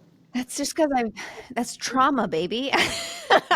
It's what happens when you've gone through like lots of life experiences is Mm-hmm. that you get to create these amazing lessons. And, I'm really, I'm really grateful that I have whatever human design setup that I get a lot of these downloads. Like, I know a lot of people tend to lean on AI nowadays to help with content and creating these kind of frameworks or these kind of like, anecdotes or whatever it is, right? They lean on those things. I am happy to say I create all of my own frameworks. Like, these come from meditations. These come from me sitting with a problem and then thinking to myself, okay, how does I know human behavior. How is that working? What is the subconscious doing? What about nervous system protection? Like, I'm thinking of all these things and I'm like, okay, how do I help them feel this, make them feel that, give them this? And like, it's so all of the things that I've created, like my brand, Healthy Emotional Regulation, that came to me and just a quick download. I knew I wanted to call it Her. And I was like, what can that stand for? And I just kept like running words through my head like a little jigsaw puzzle, just like fitting them in and out and in and out. And then one day, I'll be honest, because it's just who it is. Um, I was actually having an orgasm at the moment because that's how I Mm-hmm. channel some of the greatest things into this planet. Okay. And it came to me right at the peak, and I was like, that's it. And then so it's potent. You know Oh, that yes. some fire Yes. ass whatever came through. Like it's like wrapped in this like literal energy of creation. It's energy of just Yeah. all the things, ecstasy, pleasure, like like the thing in life that Yeah. we came here for to experience. That's amazing. It's it's so crazy because it just came to me and I was like, oh, perfect. I need to run over and write that One down. moment.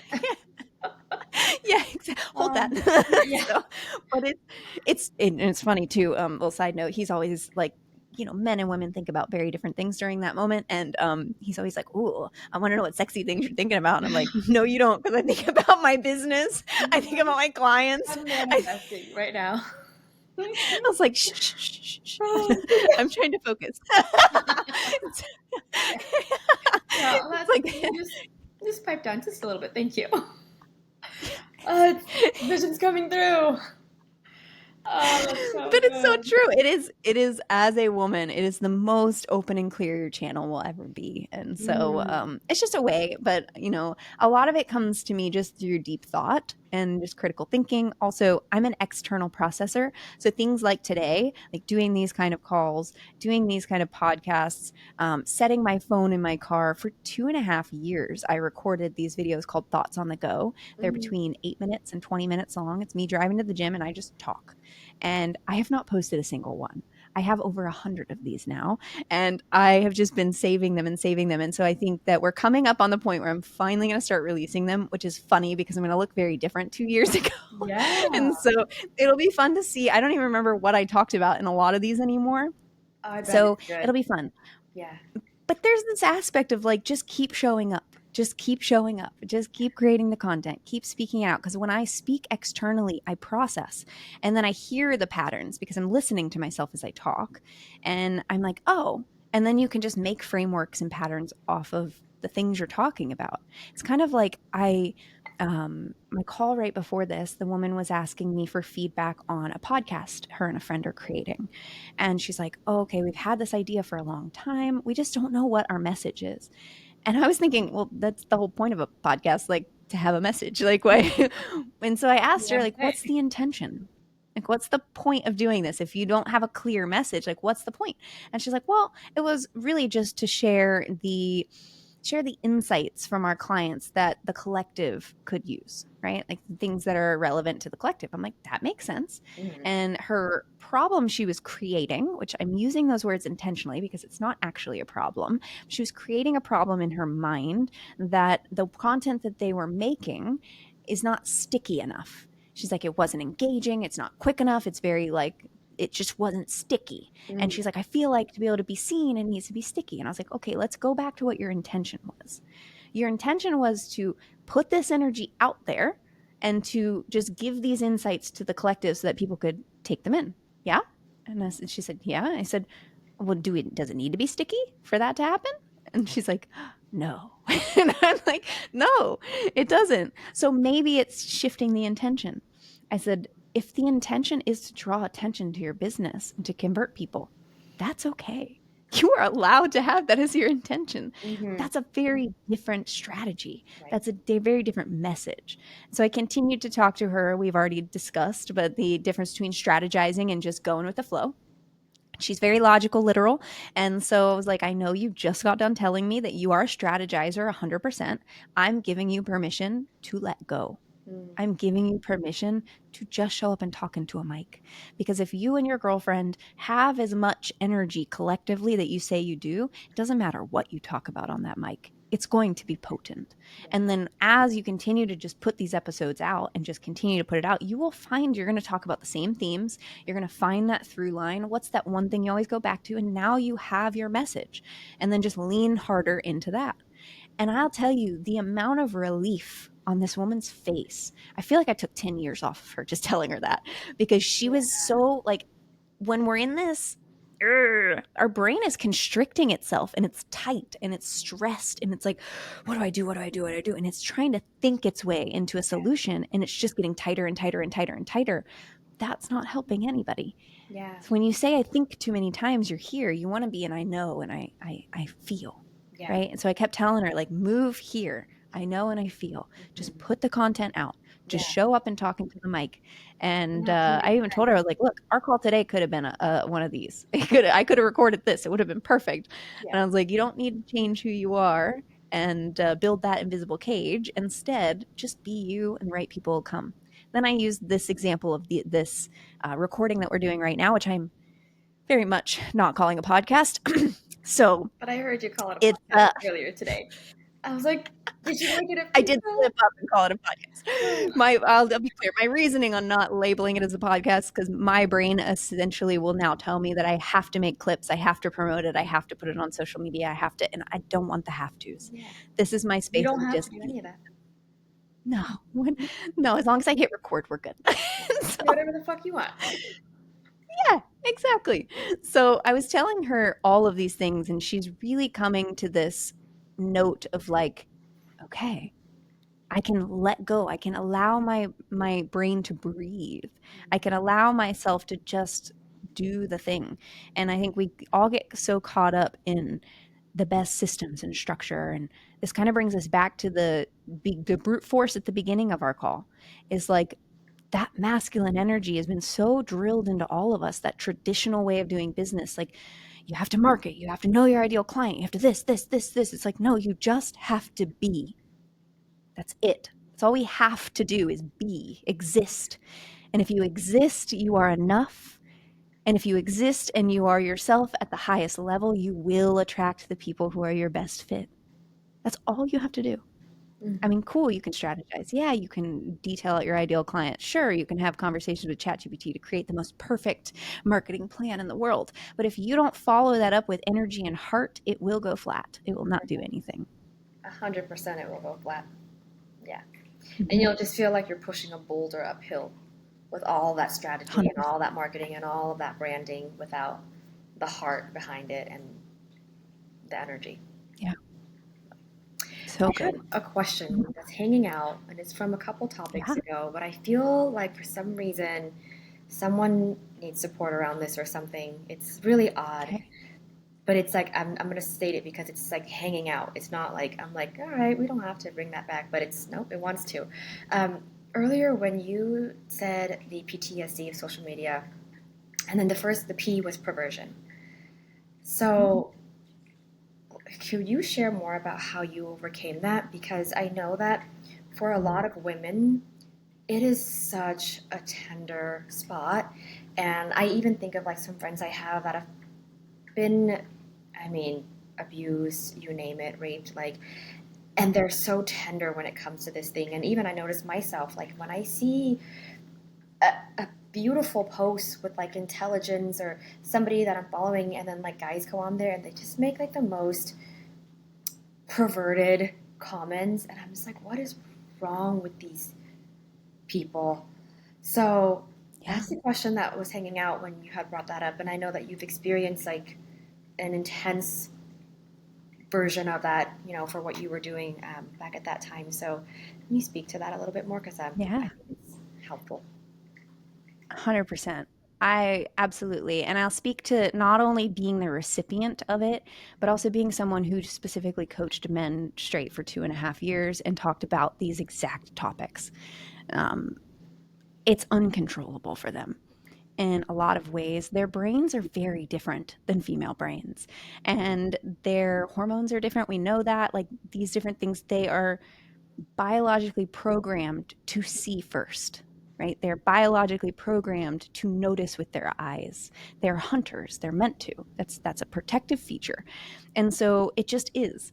Now, how did I handle that? Because I knew it wasn't going to change, right? You can't expect the world to just get on board with your boundaries, right? You can't just do that. As much as I would tell people over and over, this is not a dating account. I'm not here to date. I'm very much in a 10-year happy relationship, like not here for that. I still would get people pitch themselves to me all the time.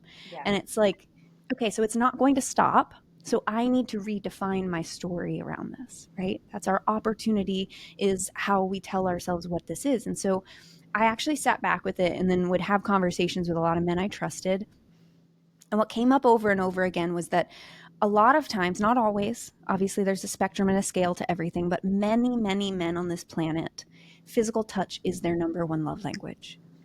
Also, many men on this planet are touch starved. They have not been touched in months or years by anyone other than their mother or their father, maybe giving them a little hug or a high five. Like they have not had real, constant physical touch. And we as humans are biologically programmed to need touch to survive. So Mm. their brain is programmed to seek that. And when they don't go places to be around women. The only way for them to be around women is on their cell phone. They can't control that. So the story I then had to tell myself to make it okay was, when someone does that, they are just reaching out for love, right?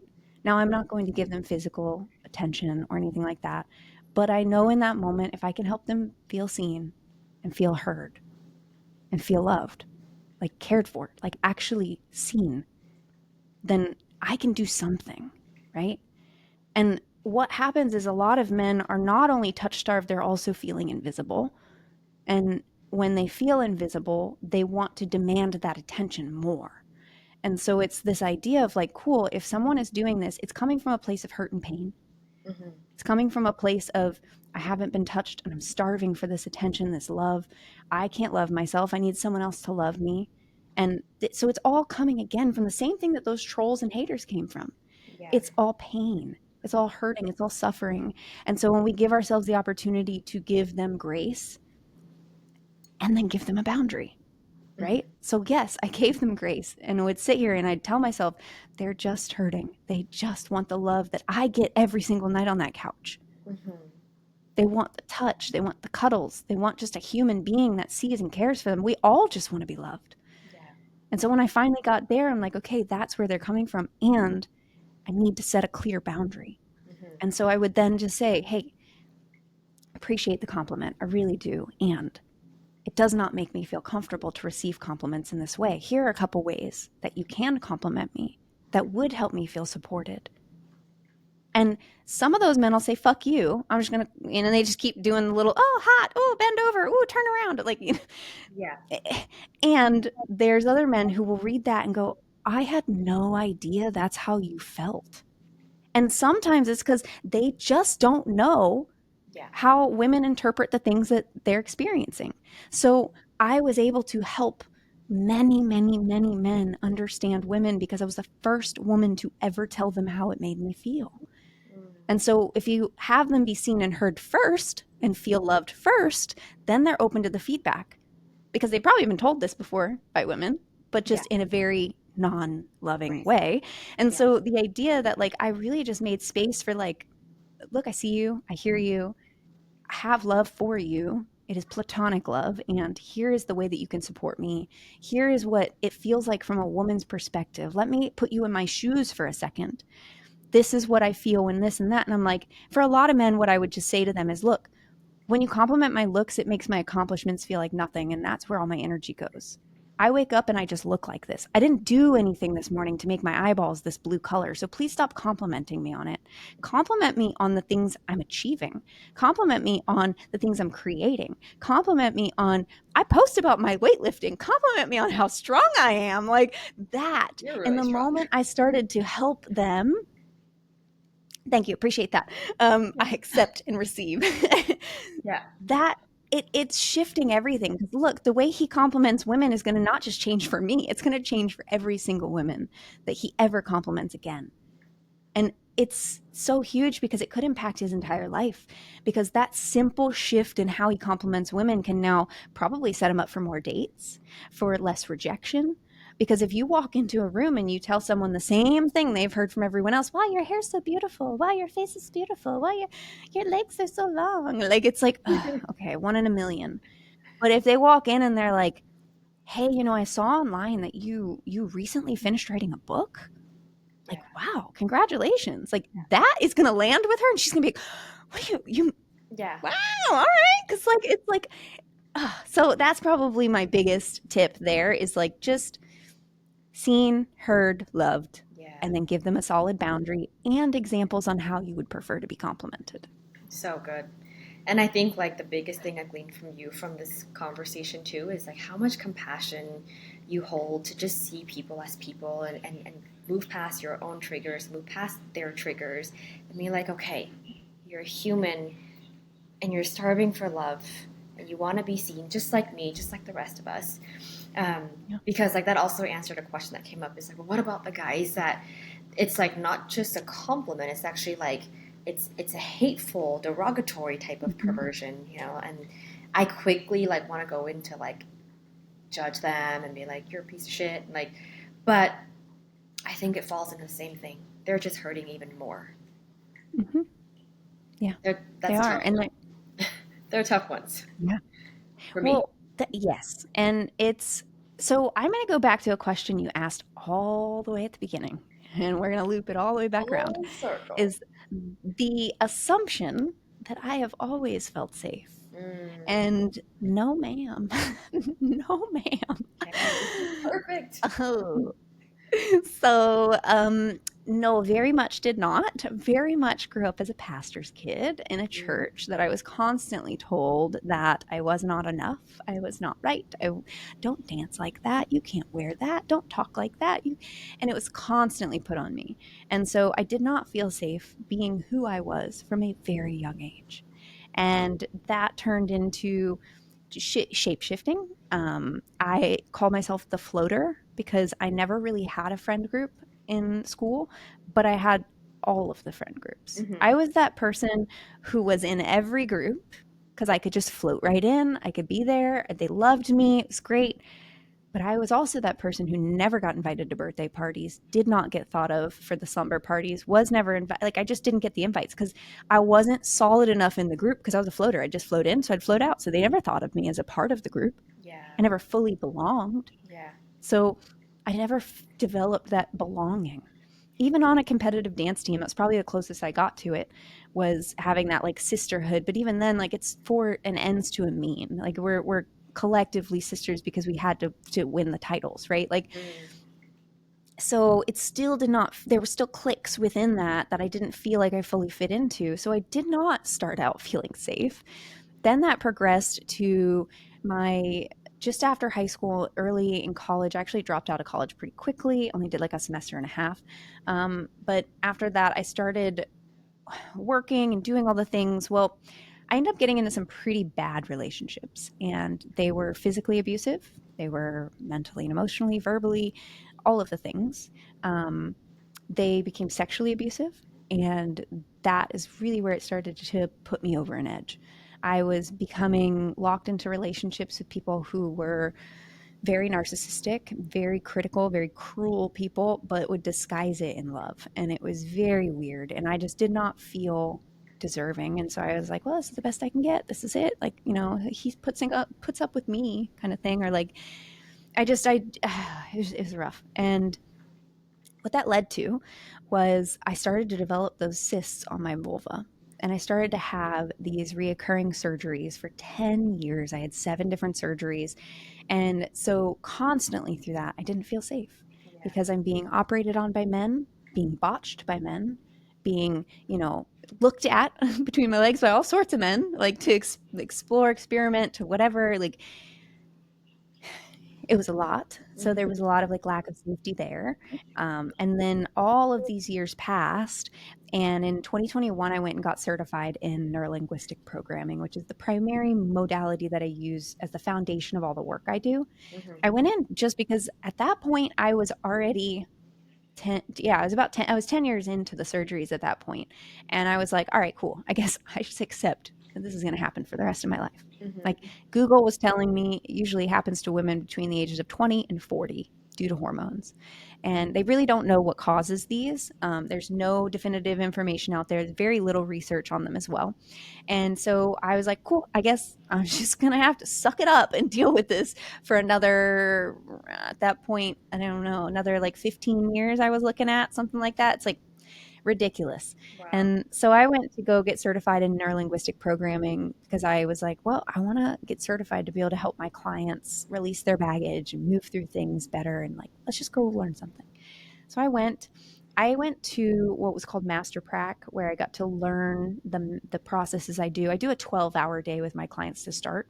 And so learning that process was extremely powerful for me. And in the process of learning, we get to experience it. So we learned it for 2 weeks, and then right at the end, you get partnered up, and someone does it to you, and you do it to them, and or someone else, regardless. So I got to experience this. Well, my last surgery was 3 days before I walked into that, and then I did my breakthrough session, and I have not had a cyst since, and it's been 4.5 years. Actually, Wow. 2000, 5 years now, almost 5 years now, Yeah. and all that to say that it took me realizing in that breakthrough session. In the breakthrough session, we basically get to the core. Like, what is that? The core greater problem, the one thing that if you were to be able to let that go, then everything else that you're struggling with would go away. And I found that it was unworthiness. It was coming from abuse, from sexual abuse. And the moment that I finally fully forgave every single man who inappropriately touched me and looked at me and did anything to me, the moment I fully let all of that go, that's when they stopped happening. That's when the energy left my body. That's when the cysts stopped happening. Now, I still didn't quite feel safe. I'm still dealing with that. But I felt worthy. I felt worthy. And then a couple months later, I got this message from the ex that abused me the most. And he was like, "Hey, I'm a drug addict and I'm going to AA and I need someone to watch my dog. Will you watch my dog?" And I was like, "Fuck no." But while I got you, I need to tell you something. And I was like, "You don't scare me anymore. I'm not fearful of you." And I just let it all out. Every Mm. single thing that I had wanted to tell him for so many years, I just let it out in the message. "You don't control me anymore. You don't scare me anymore. You don't," I just let it all out. And in that moment, I was like, "Oh, I feel so good." But it still wasn't fully there yet. Mm-hmm. So then I went and I did an event where I got to do a sweat lodge, and that was an experience. In that sweat lodge, I was able to finalize the forgiveness process of this man, and I remember in that just realizing that hurt people, that he was extremely abused by his father. He didn't know how to love people. He was just passing on the same pain. In fact, he probably believed that the way he was treating me was loving me, because that's the Mm-hmm. only way he had ever been treated before by his parents. And so he didn't quite understand. And so going through that sweat lodge and walking out of it feeling like literally balloons were tied to my body, I was like, "Someone grab me. I'm gonna float off the planet." Because the amount of baggage I let go of, I literally turned to, like, not kidding at all, turned to the person next to me and said, "Take my hand." Like, I feel like I'm gonna float away. It was so intense. And then not but just a few weeks later, I went to this meal with my family. My brother and sister-in-law were leaving town. They were moving with the kiddos. So we were doing the final family meal. And I pull up to this place and, oh, shoot, I'm at the wrong location. This isn't the right place to be. And I'm an early person. I'm always early everywhere I go.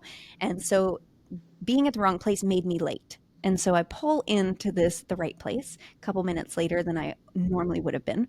And I park the car. And just as I put the car in park, I see this person walking about 50 feet away from me. And I see these tattoos that are seared into my brain that I will never forget. And it was him. Mm. And he was first time I'd seen him in person since the last time I was abused. And the last time I was abused, the cops were breaking into my house and I was held with a shotgun to my chest because he was going to kill himself and me. So I've been through a lot, Wow. and to be able to forgive someone like that, Mm-hmm. I sat in my car and we talked about it earlier. When we have shifts in our identity and who we are, and we don't fully notice the shift until we recognize that the behavior is different. I sat in that car and I saw him and I was like, "I'm good." I didn't get sad or mad or angry. I was like, "Okay, he's healthy. He's Yes. alive. He's got a shirt on for the restaurant I'm about to walk into. So he's clearly got a job. So he's doing something. Wait, oh no. Did he see my family come in? Is he going home to get a gun and come back and kill my family?" I had a small moment because I'm Mm. human. And I was like, and then I was like, "No, I am safe. I am fine. It's all Mm. good." And I walked in and I had the greatest meal with my family and I sent them on their way. And I'll tell you, that was the moment that Yeah. I fully released it all. Yes. And it wasn't until more recent that finally got to the place where I fully felt safe. That word hasn't come up till just April of this year. That otherwise it was these other things I had been focusing on. But yeah, I had not always felt safe. I have always been someone that others felt safe with, Mm-hmm. but I myself have been working on that. And I know that what you're feeling is probably more of what I'm vibrating at now, which is safety, because Mm-hmm. that is something I've been meditating on a lot. Was recognizing that the evolution of going from I am safe externally, as in I'm in a gated community, I can carry a weapon. This and that. I'm safe externally. It evolved into I'm safe internally in my mind. You can put me in prison. You can torture me. You can whatever. I'm safe internally. And Yeah. then it evolved to level 3, which is the best part. So I am safe, as in, Mm-hmm. like, I vibrate at the level of safety. And now my entire reality only ever reflects back to me signals that I'm safe. And that was the true magic. And that's where I'm living right now. And that's the real joy. So the answer is no, it was not always Yeah. feeling safe in this world. Work through some It's actually why I do the work I do now. So Well, and let me just reflect back to you earlier when you were speaking, and it kind of just the whole time, but it was like the moment you said that you went back and forgave all the men that abused you, I literally felt and saw this ripple of this forgiveness that you found in your heart. It's actually helping all these women who maybe don't yet feel safe and they're not yet ready to forgive. It just like was this wave that went through them. Like your forgiveness, because it was so big, it's also helping. You know, when you can pray for other people, yeah. it's like a similar effect. Like I just saw these other women that need support in this, but like your forgiveness is kind of casting this blanket to help them, and in a way helping them move into their forgiveness, even if their brain doesn't feel like they're yet ready to forgive. Like Yeah. it's I powerful like work. to think of it as I like to think of it as I give them permission to forgive. Because if I can forgive what I experienced, then they can forgive what they've experienced. And it always comes down to the same thing as just reminding people that forgiveness is never for the other person. Right. It's always for us. It's like when we don't forgive, we are just drinking the poison every single day.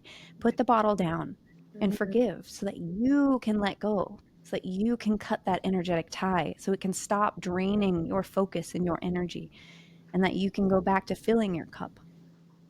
Yeah, love it. So Oh great. my gosh. This has been the greatest conversation ever.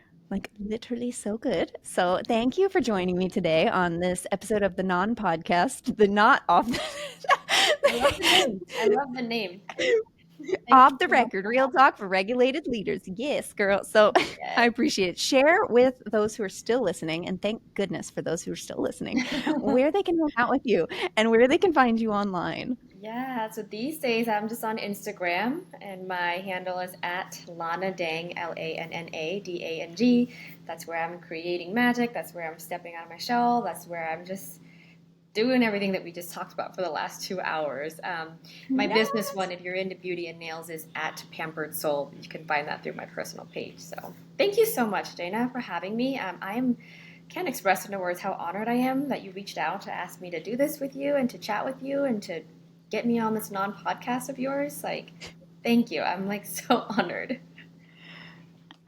Absolutely. I'm grateful to have met you. So thank you for going to Lizzie's birthday and for being there, whatever that took to get you there. It was divine timing for sure. Yeah, All for sure. right. Bye, listeners. We'll see you in the next one.